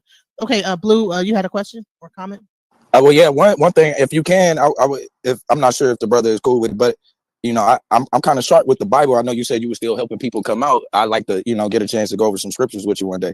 If you can, get my number for DJ Genesis and give me a call because Can you just I can you definitely. just give me a quick chat? I mean, maybe take a minute or two if the ladies are okay with it, just to let me hear what you got a little bit. I'm not going to get into it all now, but I just want to see what you got. Oh, you talking about as far as the scriptures? Yeah, what's what's your go-to? One of them is even dealing with dealing with from Michael being Jesus, or Jesus being Michael the archangel. That's one of my that we could deal with. Okay. As far as what was one of the major ones? You got me on the spot. Let me think about one. That's okay. All right. That's good enough. I just want to get an idea where you're at with it. That's cool. Yeah. I'm very versed when it comes to that, so I'm ready to go. Just get my number. Okay. Yeah, you know, On my channel, I break down a lot of scriptures where there's mistakes in the Bible and all that type of stuff. So you might like to check it out. I think you would appreciate my angle. yeah, Blue Okay. used to be he used to be a Hebrew Israelite. A lot of our people that are in our audience are either have had experience with a lot of different religious, you know, cult like organizations or whatever, you know, or are still in cults or maybe you know whatever. So this is you know, I think it's a place of dialogue. It's a place of dialogue. Is he an ex? Is he an ex? Well, he's still Hebrew. No, but no, I'm not an ex J-Dub, but I did study I was in a relationship with somebody, and so I studied all of the material, Okay. all But of the pamphlets, everything. But you used to be a Hebrew Israelite, though, right? Right. I came out of Christianity. I was a New Testament Israelite. I came out of the New Testament. I became an Old Testament Israelite only, and then I came out of that. And I seen idolatry and the whole thing. Okay, Are you in before religion, period, or no? You could kind of say I kind of started one. I think basically we in the works of because I think religion is still important whenever you build creating a culture. But I think the most important thing about religion or spirituality is that it has to be connected directly to the people, right? Like that's just like when you was talking about Abraham lying lied to the Pharaoh, right? And they told you that was okay for him to lie to the Pharaoh. They weren't necessarily wrong on that. And what you'll see is contradictions, because you'll see things like voodoo being practiced in the Bible, and it's okay when it's done to YHWH, right? The same practice. Even when you get down to, I don't know if you read about the Urim and the Thummim, right? The Urim and the Thummim, where the two stone tablets that the priests would have on a chest plate, and when they needed an answer from God, they would roll these stones down, and based on how they light it, which one lit up would give you an answer. Another example of it, right, where they had the law of adultery, right? Remember, they would take the wife to the priest. The priest would make a concoction of a drink, and she would have to drink that drink. Now, if she drunk it and didn't die, that means she didn't commit adultery. But if she drunk it and she died, then she did commit adultery. So you see the same practices that you will see in other cultures, but it's only okay when it's done to Yahweh. Now, but before we go off, right? Let's ask questions. Let's just finish with the last part of him and what was the last straw and when did you leave? Well, it was very complex, and I'll try to give you the short of it because we've been rolling for a while. I was in my work assignment. So all these things are happening and I'm awakening. There's just so much going on. Then they start to change their rules a lot. So for instance, I'll give you a personal touch. I was sitting at morning worship. Remember, we get up in the morning at 7. And the big thing for me, I always wanted to at least have a kid. And, when I was a Jehovah's Witness, I lived it to the fullest, right? So I never did engage in activity, intercourse or what have you. I really lived by the rules. So for me, I'm sitting there like, oh, in this system, because these guys are so old and they said that some of these guys are going to be here when the end comes. I'm like, I'm never going to get married and have a family and, I'm going to die a virgin, that type of deal. We're, just thinking just about life in general. And those guys all died off. So now I'm like, what in the world? Why are these guys dying if the end is supposed to be here already? So it started to get real crazy. They started opening up all these corporations. They created a branch committee and they started to develop the religion as though the religion would continue to go on and they needed leaders. And so now we see, now look, we're now 15 years down the line and you see all the big changes and now they're putting in younger guys who can potentially live much longer because the end hasn't come, and now a lot of people are doubtful about the end of the world and all of that. So all of these things happened throughout my 10 year. But one day they sent me to Brooklyn for an assignment, and I was in a bad car accident, almost killed me, and I needed surgeries, all sorts of. I was really messed up. They wouldn't pay for it. And I'm like, wait a minute. They didn't want to contribute. So ultimately, one of my aunts had to get on the phone calling, like, yo, you don't let my nephew die up there. He gave you guys 7, 8 years already. And my sister came up and she was trying to. So I needed back surgery so bad. And they told me no. And a friend of mine, who was a very close friend of mine, he was in the writing department. He invented the Young People Ask book and he was working on a lot of the videos. He needed brain surgery. And he was I had went out with him previously, him and his wife. He needed stereotactic surgery where they do for brain surgery in difficult places. They pinpoint the cancer and remove it. It was $100,000. They told him no. He's been in the writing department 30 years. Can you imagine that? You get 30 years and they're not going to pay. They said these are righteous funds. Well, aren't these righteous funds supposed to cover Betholites too? So they wouldn't pay for my surgeries. And so then the doctor came to me and said, listen, man, your religion has failed you. We don't know what we're going to do with you. It was a mess. So I fought it because there was another case in Brooklyn where this chiropractor sister was getting on a shuttle and she twisted her back and she had to sue the society. And I read that online. So then I'm fighting with the brothers and the governor. They sent the top dogs after me because I was sharp and I was getting all my secular facts together. Legally, I'm online, just really on top of my game, learning my rights. And then I realized, wait, we're in a religious order. You don't have workman's comp. So wait a minute. So now I tell the brothers in the big league guys, I'm like, listen, if you guys are not going to cover us with insurance, why on earth would you let us buy this cheap insurance for our cars driving to the meetings on Thursday nights and Sundays, knowing that we don't have any backing? And then if we do get hurt, you're not going to cover anything. And I said, if anything, you should tell these mothers that are sending their sons out here like mine and thinking they're doing a great deed. You should tell them that keep another policy on your kids so they have some backup at least for a couple of years if they get hurt because they're leaving you out here on their own. So when the brothers came and talked to me, I told them, I said, listen, I do not hear the voice of Christ. And they told me, well, this is business. And when the governing body member told me this is business, he lost me forever. And I told him, I said, this is what we're going to do. And I'm telling you, just like I told him, I says, we're going to hope for the best, but we're going to plan for the worst. And I said, the rest is up to you. And so then they had me there. I was in the infirmary at Bethel, but they had me in a different zone because I was, trying to get surgeries and I was really bad. I ended up having like neck surgery, back surgery, shoulder surgery. I was banged up pretty bad.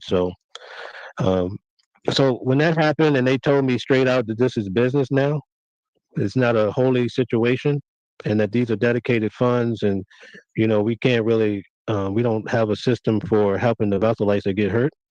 So that's when it just really opened my eyes to the religion being a business. Man, And then they started.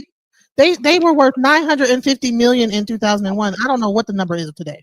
So I'm trying to figure out what would it have hurt them to pay for someone's surgery that's dedicated at the top of the level of the organization. That is insane. That And wasn't part of the business. why don't they have hospitals like the Seventh-day Adventists? At least they got hospitals in Seventh-day Adventists. You know what I'm saying? Where is this money going? You're right. Where's the money going to? Because it's not going to the people. Where is it going to? They don't have no Right. They claim it goes to it's for the printing of the booklets and the pamphlets and stuff that they send out. And probably the airplanes and stuff to take them to different places. Do they Okay, have no so airport? They got their own private So let jets. me. I need to speak to people who are going to be watching this video, who are Jehovah's Witnesses. So there's a key part here. yes. So ultimately, because of it was an outside accident, I was awarded some funds, right? And prior to that, they really strung me down to a contract that I basically had no choice but to sign. And just, I don't know if you're familiar with how cases work and so forth, but ultimately your attorney does all the negotiating, right? Mhm. So my attorney was negotiating with them. You know what they did to me? They said, "Forget your attorney. You better come to this judicial meeting, or we're gonna excommunicate you." And I didn't come to the meeting, and that's where our relationship came to an end. So that's why I was basically outed, because I said, "Listen, you have to go. It's hostile now anyway, but you really need to work this through with the attorney." So I have all the documentation that I haven't released yet, but I will, because this is the first time I'm ever telling my story, and most people have been asking me my story. And thank you But so you'll much. see the letter. You'll see the letters where my attorneys, they write me letters, they write my attorney letters. You'll see the dates, and then you'll see my attorney write back and give them an offer. Then you'll see them call a judicial committee saying, "Forget your attorney, come talk to us." And I didn't participate, and then you'll see history. And I gave 10 years. So my fight now is much bigger than Jehovah's Witnesses. I don't really think a lot about Jehovah's Witnesses. My issues is just with how man has been controlled through the Bible. It's much Mhm. bigger than that. But a lot of Mhm. people are brainwashed, and you got the Muslim fighting with the Christian. It's a mess. And Mhm. then you have science, and it's very complicated. But these religions are businesses that are taking advantage, and you really need to figure that out before you waste a lot of time in your life, like I did, and just to find out that they have a real truth, and it's not what you want.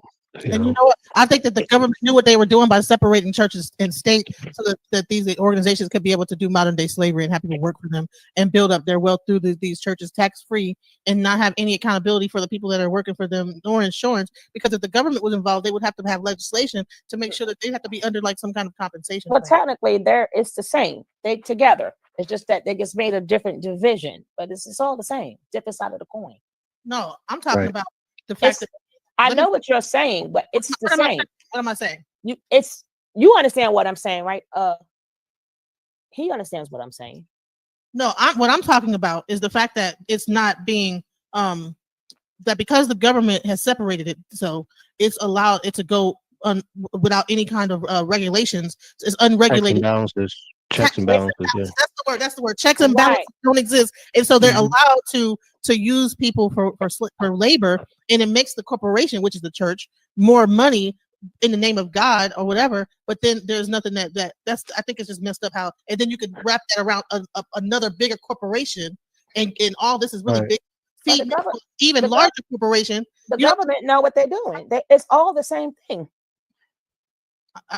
I don't think nobody works for the government for free though, except for the people. No, but it's the same owner. Put it like that. So, you know what it is? You know what? When people go to prison and they get punished, they work for free for the government. You know what I'm saying? But see the government. So let me explain to you. The government, they have the system in place, but they think that the religion is going to do the right thing. Unless somebody comes forward, like myself or a group of people, and tell them, "Hey, they're misusing this arrangement," they're never really going to know. That's what I'm saying. And so like in my particular case, right? I got into a major accident, and while I was at work, and then they lied about it and tried to say, I have it all on documentation where the judge reprimanded them for trying to say that I wasn't at work, and I had my vacation notice and everything all on file. But they it's a tough situation for me to get to that point and first try to seek some workman's comp or something like that, and then for the state to say, "Well, you're a part of a religious order," and you're like, "What? What's a religious order?" See, now you're learning. You see what I'm saying? After you But work you your signed 10 years or whatever you gave, now you're learning like you have no rights, and you're gonna be. They're like, "Well, do you have some family to go stay with?" And like my mom and my grandma died. It's like, what am I gonna do? So I said, we're gonna have to work this out. So I was so one. Most people would not have done what I did. So did their lawyers come out like, no, he can't do nothing based on this contract he signed? He took an oath that, you know, that, and then if you even would have gotten any money from that accident, did you have to give that money to them because you signed the that's what they contract were.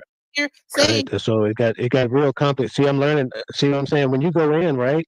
Especially God is at the top. You got Jehovah, Jesus. You're in the watchtower. The watchtower was talking about love and we got to be here for each other. So you're going in and you're warm and like you think everybody at the table is your friend. You're signing this vow of poverty, but you're like, well, this has to be a great arrangement. It's just naivety. You're so young or whatever, which is ultimately I take responsibility for is my life though. But you think it's going to be sweet, and if something happens, the brother's going to take care of you. You commence to give 5, 10, whatever years you put in, and then you find out that they created the system against you. Uh-huh.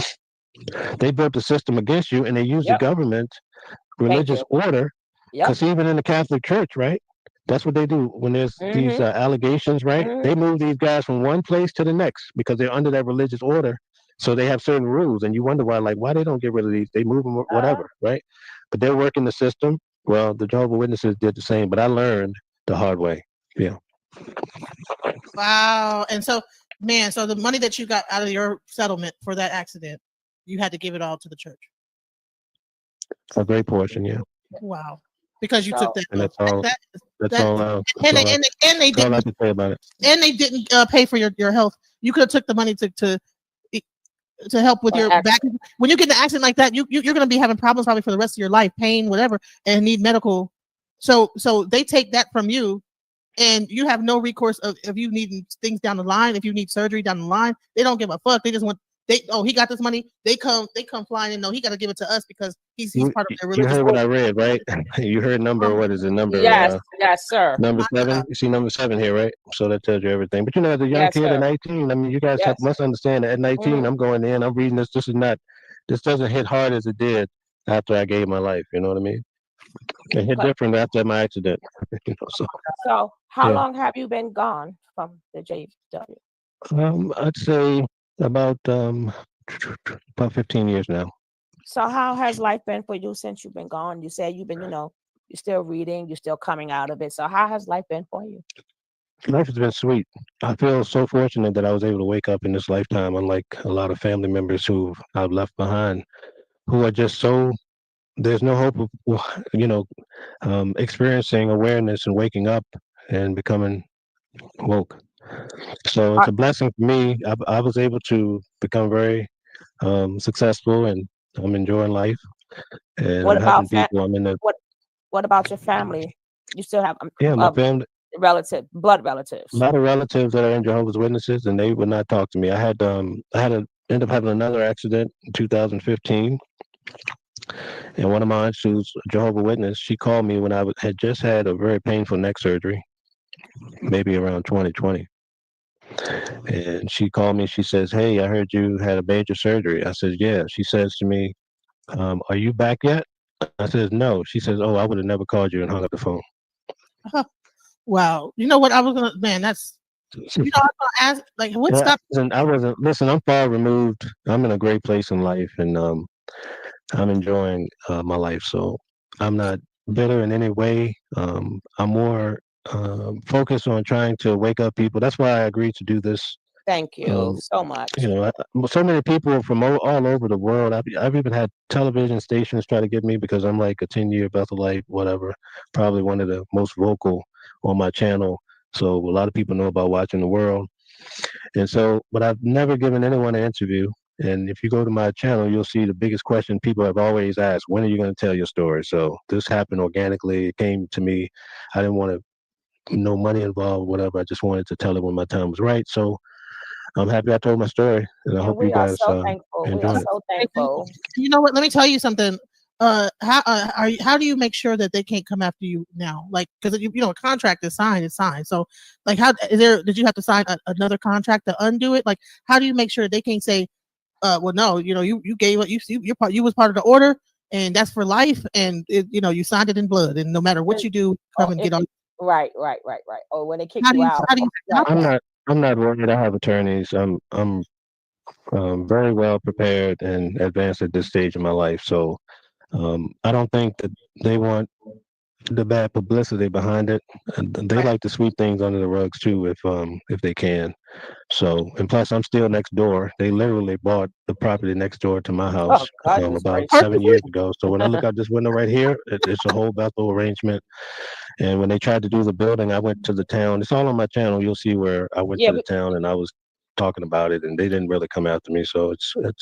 Hey, listen, okay, so I have Can, fact. can Go ahead. every Go ahead, Blue. yeah, go ahead, Blue. yeah, I was gonna ask, like, so when because and it's great work that you're doing. So when you are because and I'll say this, anytime you pulling religion from somebody, it's almost like pulling the carpet out from under their feet, right? Oh man, And, what you talking about? so, and which is why I kind of, when you asked me if I'm in a religion, and I was like, I'm in the process of creating one, and the reason why is because, and I was going to ask you, what do you have to replace Jehovah Witnesses with? Like, do you have anything that you give them as an alternative, or is it just kind of them going cold turkey? That's a good question. I believe in the unknown, so you could take everybody's religion and God and their version of it and put it in a pot. At the end of the day, nobody really knows because we're new to this earth that has been here a long time, and even scientists are steadily closing the gap and closing their different theories to try to figure out how it all came to be. But how will you ever really know? And if it is revealed, it probably won't be in my lifetime. But I developed good practices. One of the good things that came out of being a Jehovah Witness is that I probably was safeguarded from a lot of things in life, maybe that could have been adverse for me had I got involved with. So I try to take the good out of everything, but I practice awareness. Whereas Yeah. basically, I observe myself in my actions. I try to enjoy happiness. Happiness is not something that you can go out and get from a female. You can't get it from the money. I've done well that way. I think it exists, and sometimes due to your certain circumstances in life, it's blocked. So the key is to be able to enjoy happiness as a being, and also having love. And I think those ingredients, because most people, if you really study human nature, you'll see that most people are driven by pain or pleasure, and it also boils down to love and fear. You go back to Hitler and the atrocious things that he did, you'll see that it all ties into fear. So just trying to understand life is what I do. I debate people on the Bible all the time. I work with a lot of Bible scholars about the Gospels. I show people various mistakes. I enjoy doing things like that. Oh, Every you and time Blue I will see love Jehovah's each other. Witnesses, You and Blue will love each other. That's his whole. They got a whole debate league where they do that at. right, Blue. yeah. So Yeah, that's definitely. where I am right now. I enjoy it, but as far as these religions, I could tell you where most of them probably how they developed. And I think most people who believe strongly have very limited knowledge about their religion. So they know enough to be brainwashed. But the tough part is that I had to learn this later in life after I gave. So the key is to try to create a transition for young kids and younger people so maybe they can start getting a better direction on life so they don't take the course that I did and go volunteer for the man. You follow? Mm-hmm. It needs to be some kind of a program. That's just slavery. It's just another form of slavery. And you guys see, I signed my life over for survival, to poverty. So I don't Now, need to tell you okay, so anything else. besides your YouTube channel, is there Yeah. any other ways, or like what else can we find you on that we can support? Well, basically, that's it. I haven't been making videos, but a lot of people are after me to get back at it, so I probably will. But I'm at such a cool place in life that, I just kind of fell into my own little world of doing things. I do a lot with finances and helping people buying houses and stuff like investment properties and fixing their credit. I don't charge for that, but I do more with the investment sector and loaning money and brokering and stuff like that. So I'm busy and I own a couple businesses and stuff like that. So I have to share a little time to go over and make some more videos and try to keep Right. people, because they helped a lot of people. A lot of people tell me that they to see an ex Bethelite come on and give his story, Yeah. and if they haven't heard this one, when they find this one, it's going to be serious, because this is the first time this story has ever been told. Can I ask you one It might be the question? last. Let me ask you one question. How did it feel when you was able to say to yourself, "Happy birthday"? Oh man, it felt wonderful. It So, felt wonderful. The joy of heart, and to just to be free. Freedom. Because I'm gonna tell you, when you're in a religion, you think that, like, we used to celebrate the idea at Armageddon, we're going to be cleaning up the carcasses of the wicked and all. There's a lot of Jehovah's Witnesses that salivate over those type of thoughts of how we're going to only be the ones left, and they don't care that, hey, that might be your uncle laying over there on the ground because he never became Jehovah's Witness or whatever. He was disfellowship. They don't see that part. They're just so in love with the idea, but we're going to be turning the earth into a paradise for 1,000 years, and then you're going to be tested again. It's like they don't understand, like, the absurdity to a lot of these different concepts in the Bible. So, and I know that's a tough statement. A lot of people don't want to hear what I'm saying, but so, I'll be so more than what? happy to take So on what? anyone. What do you do on your birthday now? Um, what's, whatever comes to mind. Usually, somebody's inviting me somewhere or trying to do something special for me, but I make sure that I'm enjoying it like it's my last every time. And Yeah. it's a great feeling, because all my life I was never able to celebrate a Mm-hmm. birthday. Yeah. Think about it. You can't even celebrate Mother's Day. Like, you know what I'm Uh-huh. saying? Like, you can't celebrate Father's Day, Valentine's Day. You know what I'm saying? You can't give. It's just, it's amazing that you're really living in a weird, twisted world. And then, like, for instance, some of the issues, and I want to make this point. When you go to Deuteronomy, you'll see in the Bible it condones slavery. I'll debate your best guy any day of the week. Correct. Okay. It also, when it comes to women and young women, the atrocious thing that we've been talking about, the Bible has guidelines about if this happens to a man's daughter, he has to pay shekels to the father and then marry her. And there's so many different things that happen. And if you don't want to believe that, let me give you this one. When it comes to the story about Lot in the Bible, and his wife Uh-huh. looked back and she turned into a pillow. So the best narrative, you hear me? The best narrative available is for the daughters to get their father drunk and to have kids with. You see what I'm saying? Yeah. Uh-huh. Uh-huh. This is from a loving God. Yeah. When you stop and you really think about this stuff, you start to see the imprint of the hand of man, and anything the man touches is foul. And I'll tell you Yeah. that right now. Remember So when the angels came in and I think it was trying to they was trying to have intercourse with with the men, Lot. with the Yeah. men. And remember, he So, pushed his so daughters outside. He pushed his daughters outside, gave them to him, and closed the door. a friend of right mind would do that, man. And who would write? We can't get a better narrative than that, and that's written by Spirit. You know. But I, I'm, that took a long time for me to get to that journey of being able to accept these different concepts. I tell people who are ex Jehovah's Witnesses, for me, I had to back out. So let me give you this final example. First, I'm walking away from the headquarters. Then I'm relinquishing my positions. I'm backing out of the congregation. And then I'm looking at the next thing. Oh, the Bible. So now I'm peering into the Bible. I'm seeing all this. Now I'm looking at it for real, for real. And I'm starting to see various things. So now I'm dealing with that. Now you're stuck in the bucket. Okay, it's just me and you, God. And you know what I'm saying? So once the Bible goes foul on you, you see what I'm saying? Now you got to question all these other concepts. So I noticed that, because I've been doing this ex Jehovah Witness administrator of a group for a long time, and I see people going through that process, and I just look at them. I see them. You ever see a person get thrown out of a nightclub and they come out yelling and screaming, ah, ah, ah, and then they calm Uh-huh. down, and then they have a breakdown. That's what I see people going through, and a lot of them right. have been abused. They went through various things in their life. So not only are they dealing with walking away from the brainwashing, they have memories that I don't have of someone doing things to them. You see what I'm saying? So that's a whole nother level of suffering. And so I try to help people to get to a point where they can just have peace and freedom in mind, and have some awareness and be able to just be okay with yourself.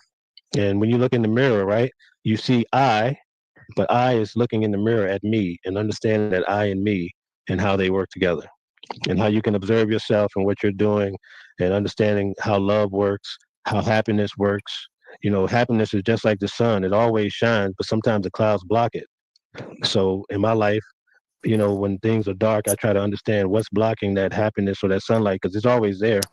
But Find that silver lining. sometimes we allow things to block us. This might be a bad relationship. It might be family members. My aunt calling me, telling me, "Oh, I would have let your dad out there. Why did I even bother calling you?" You know, things like that can block your happiness. But the happiness is always present.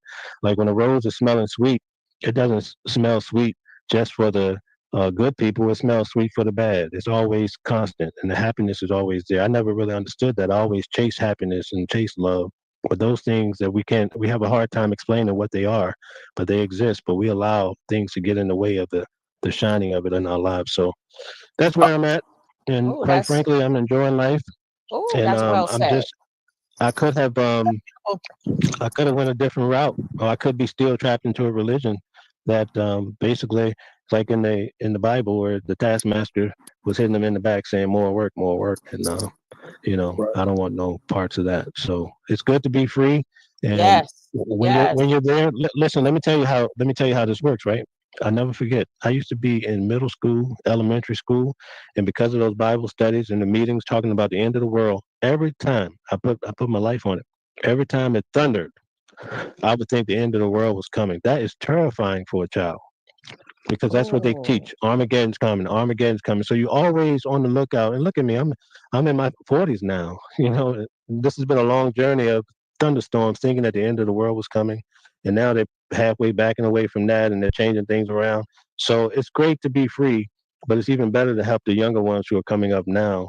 To perhaps they'll look at a guy like me and say, well, yeah, he got out of that and he was a Bethelite. You know, that might I think that'll go far for people when they say, "Hey, man, this guy he was in there for 10 years. He couldn't have been a bad guy." You know what I'm saying? It means something. So I think I have to let my light shine. And sometimes I get into my own world of just enjoying life.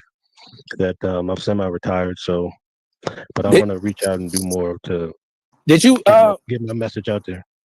did you ever I'm not sure if you already went into it, but the people who were chosen in the congregation, the ones that were the 144,000, Right. how are they chosen exactly? Well, that's so I'll tell you real quick. Most of my life, they taught that the 144,000 was pretty much already chosen, and it was all tied to 1914. But hey, who knew we'd be well beyond uh-huh. 2014? Now you got to change your whole narrative, right?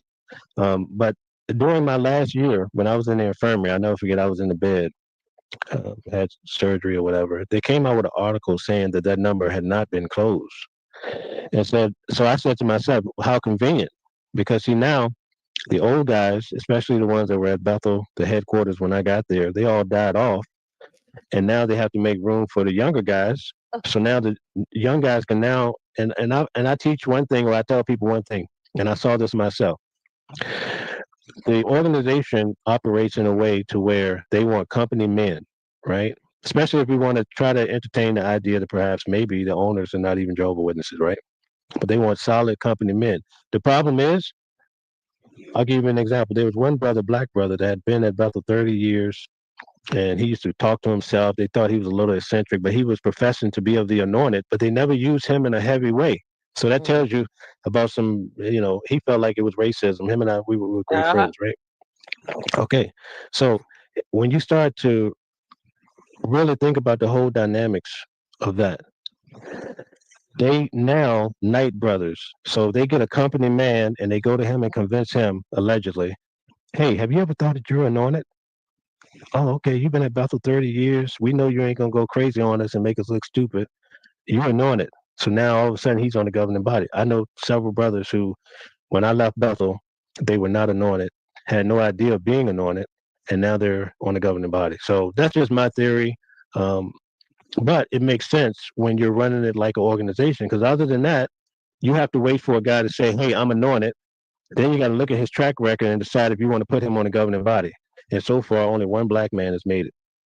And now we're talking about a God that's Jehovah. And he's choosing these men, but he only found one black one in all the world. Yeah. So anyway, Wow. Wow. yeah, Yeah. it's very deep. It's very deep. Listen, I'm glad I was able to share this. Hopefully, people that get to see it will find the ring of truth in it. And maybe someday, if it doesn't help you now, because see, that's what happened to me. I kept getting these boots dropped. The guy said, "Hey, these guys are racist." Boom, that's a boot drop. But I, Mhm. I'm a smart guy. I want to learn for myself. Or they always say, the brothers told me during that time, wait on Jehovah. Okay, so I'm waiting on Jehovah. I see guys sleeping with somebody's wife that's been there 40 years. What made him go left? I see guys that have been there 30 years and they're telling me on the low, like, yo, you got to watch out for these guys. This organization is tricky. If you want to survive, if you want to become an overseer, you have to do this and that. So I get to see these guys. So all these things are starting to build a picture over time, along with the changes that are made. And then I'm seeing they call everything that they change in the Bible new light. And so they come up with a lot of new light.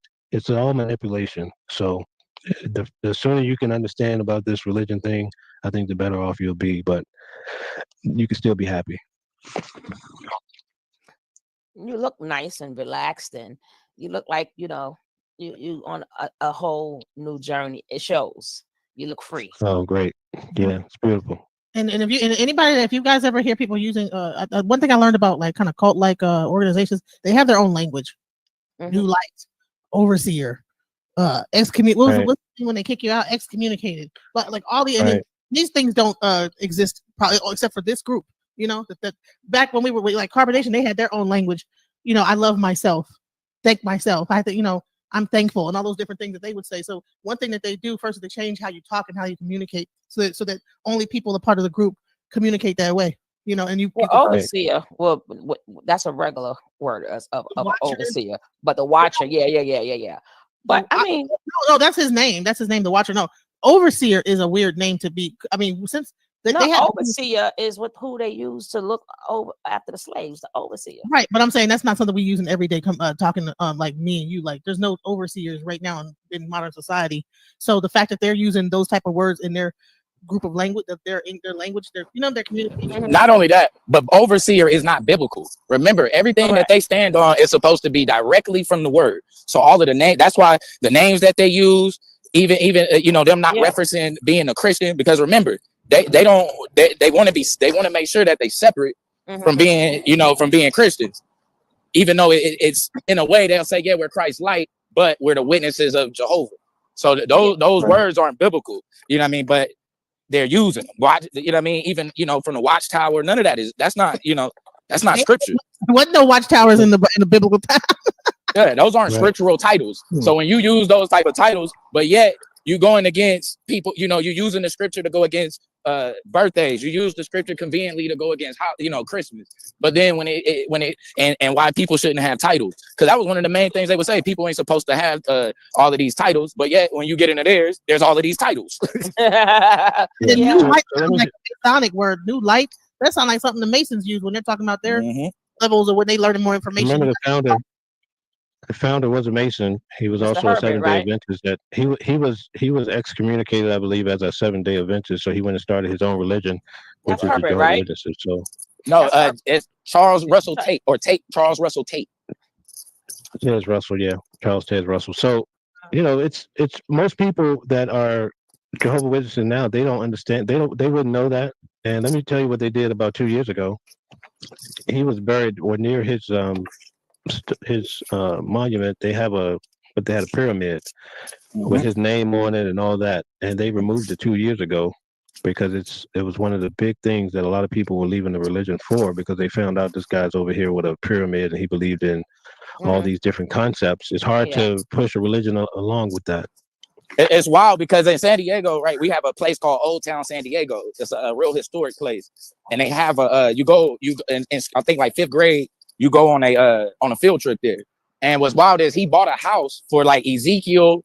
I think he said Moses, no, Ezekiel, Elijah, and I think he said and Jesus. And he bought this. It was this big house Right. that the mafia people used to own, and he said that they was gonna live in it when they got there in 1914. And then when 1914 came, he lived in it. Yep. Right. Yep. And so we listen. It's been 2.5 hours. I want to. Does anybody have it? I mean, Blue, you got any other things you want to say real quick? Nah, just give him my number. Just make sure you give him my number. Man, this has been really awesome. I really appreciate you coming here. I appreciate, man, this has been emotional for me because I'm really feeling people's pain. Like I'm going through it, you know.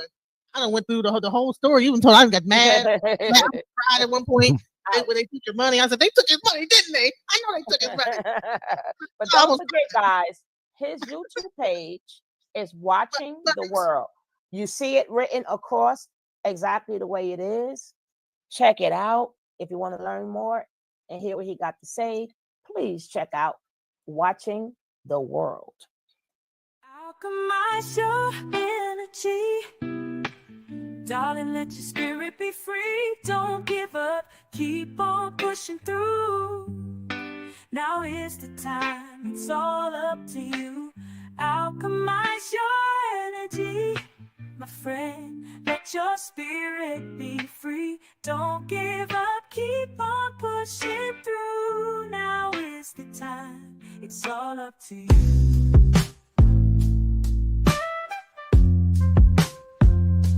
No matter the storm, but over tragedy. No matter the storm, but over tragedy. No matter the storm, we will always take flight. Keep on pushing through the darkness of night. There's no limit, let's reach for the sky. Shine so bright, from darkness to light.